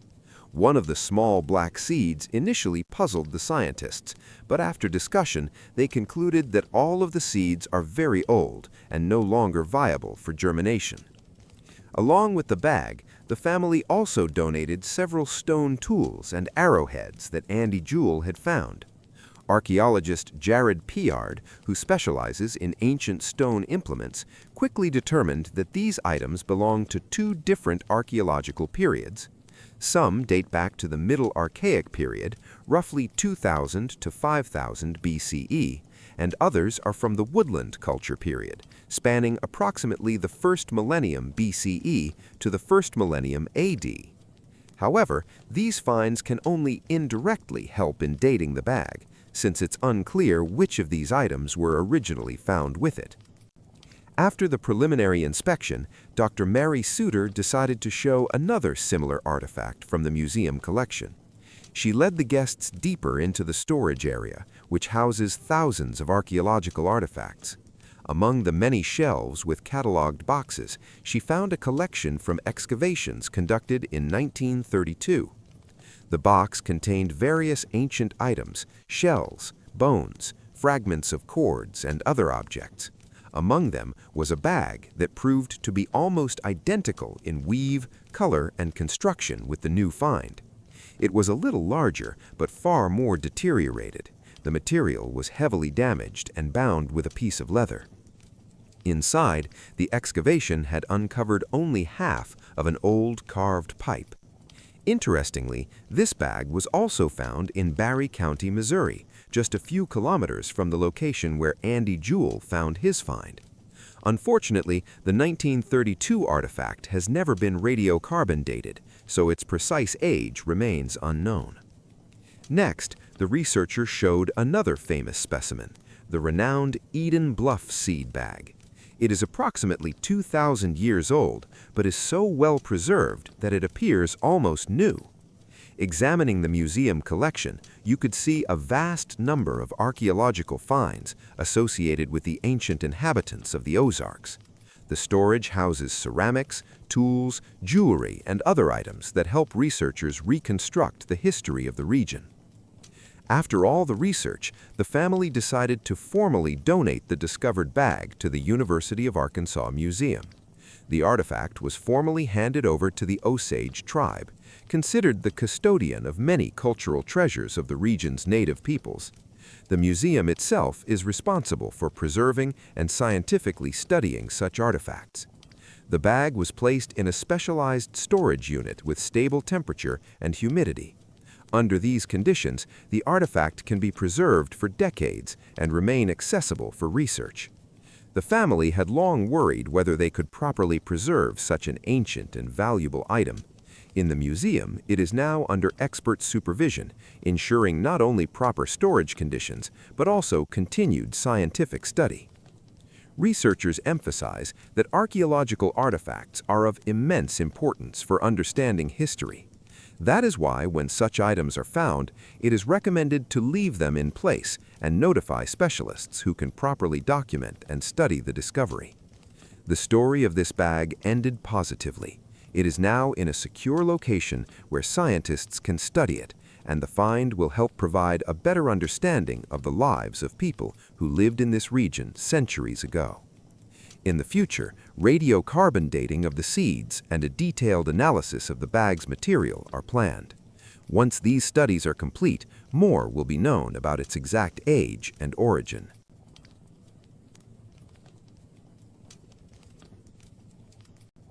The dog sitter accidentally fed the dogs wood pellets. During our trip, we left our 2 dogs in the care of a dog sitter we found through a specialized pet sitting service. The guy seemed very nice and responsible. Before leaving, we carefully explained all the rules to him. We showed him where the dog food was stored, how exactly to feed the dogs, the proportions for mixing their food, and where all the necessary supplies were kept. In addition, we left a written instruction sheet with all the details so he wouldn't run into any difficulties. On the morning before our departure, we even fed the dogs together with him so he could see with his own eyes exactly how everything was done. It seemed to us that after such an explanation, it would be almost impossible to make a mistake. Throughout the trip, he stayed in touch with us and occasionally sent messages about how our pets were doing. Because of that, we were confident that everything was going smoothly. But one morning, he texted us saying the dogs were refusing to eat their breakfast. We didn't think much of it, since that sometimes happens when the owners are away from home. When we returned home, the first thing I noticed was the strange appearance of the food in their bowls. Normally, we don't just give them dry kibble. We pour hot water over it, add a bit of goat's milk, and mix in a digestive prebiotic. The result is a mixture that looks like a dark porridge. But this time, something looked completely wrong. It was much darker than usual and had an unusual texture. I asked my husband what that strange mass in the bowls was. Soon it became clear that the problem was much serious. When we went upstairs, we saw that the dogs had vomited on our bed. The sight was very unpleasant, but even worse was realizing that there were strange pieces mixed in with the vomit. That's when we understood what had happened. The dog sitter had accidentally fed the dogs wood pellets meant for a grill, mistaking them for dog food. These pellets were stored in a large bag on the floor in the pantry. The package clearly said grill pellets in large letters. Right next to it was the container with the dog food, which was also clearly labeled. Apparently, on the first night after we left, the dogs ate those pellets. After that, they started feeling unwell, which is why they refused food afterward. Judging by everything, they had gone almost 2 days without eating. We immediately called our veterinarian. Since it was Sunday, the doctor promised to call us back a bit later. In the meantime, we were advised to closely monitor the dog's condition and watch for any new symptoms. At the same time, we contacted a pet poison control hotline. They explained that wood pellets themselves are usually not highly toxic. However, they can cause serious stomach discomfort, digestive problems, or even an intestinal blockage. The situation was complicated by the fact that pellets can be made from different types of wood. Some types of wood can be dangerous for dogs. Among the potentially toxic ones are oak, cherry, plum, prune, horse chestnut, and yew. We checked the composition of our pellets. They contained hickory and maple. In addition, similar blends sometimes include flavorings or even leftover wood from whiskey barrels, which means the composition can be quite varied. That's why we decided not to take any risks and drove to a 24-hour veterinary clinic. Meanwhile, my husband called the dog sitter and told him what had happened. The guy was shocked and began sincerely apologizing. He explained that he hadn't understood exactly where the dog food was and mistakenly used the wrong bag. We also reported the incident to the service through which we had hired him. They opened an official case and said they would conduct an investigation. It also turned out that the platform provides insurance coverage of up to $25,000 for veterinary expenses. At the clinic, the dogs were examined and given x-rays. Fortunately, the veterinarians found no signs of an intestinal blockage. That was a huge relief for us. However, the vets warned us to monitor the dogs carefully over the next few days. It was especially important to watch for any symptoms related to kidney problems, since certain types of wood can cause toxic reactions. Luckily, the next morning things already looked much better. Both dogs ate normally and were able to go to the bathroom. The food stayed down and there were no new episodes of vomiting. It seemed that their bodies had handled the problem. Despite that, the stress we experienced was enormous. What surprised me most was that we specifically showed the dog sitter where the food was and had even fed the dogs together with him before leaving. That's why it's very hard to understand how he could confuse the dog food container with a large bag of wood pellets. After this incident, we decided to move the pellet bag to a different place so that something like this would never happen again. Fortunately, everything turned out well this time, but the story shows just how important it is to be extremely careful when it comes to the health of our pets.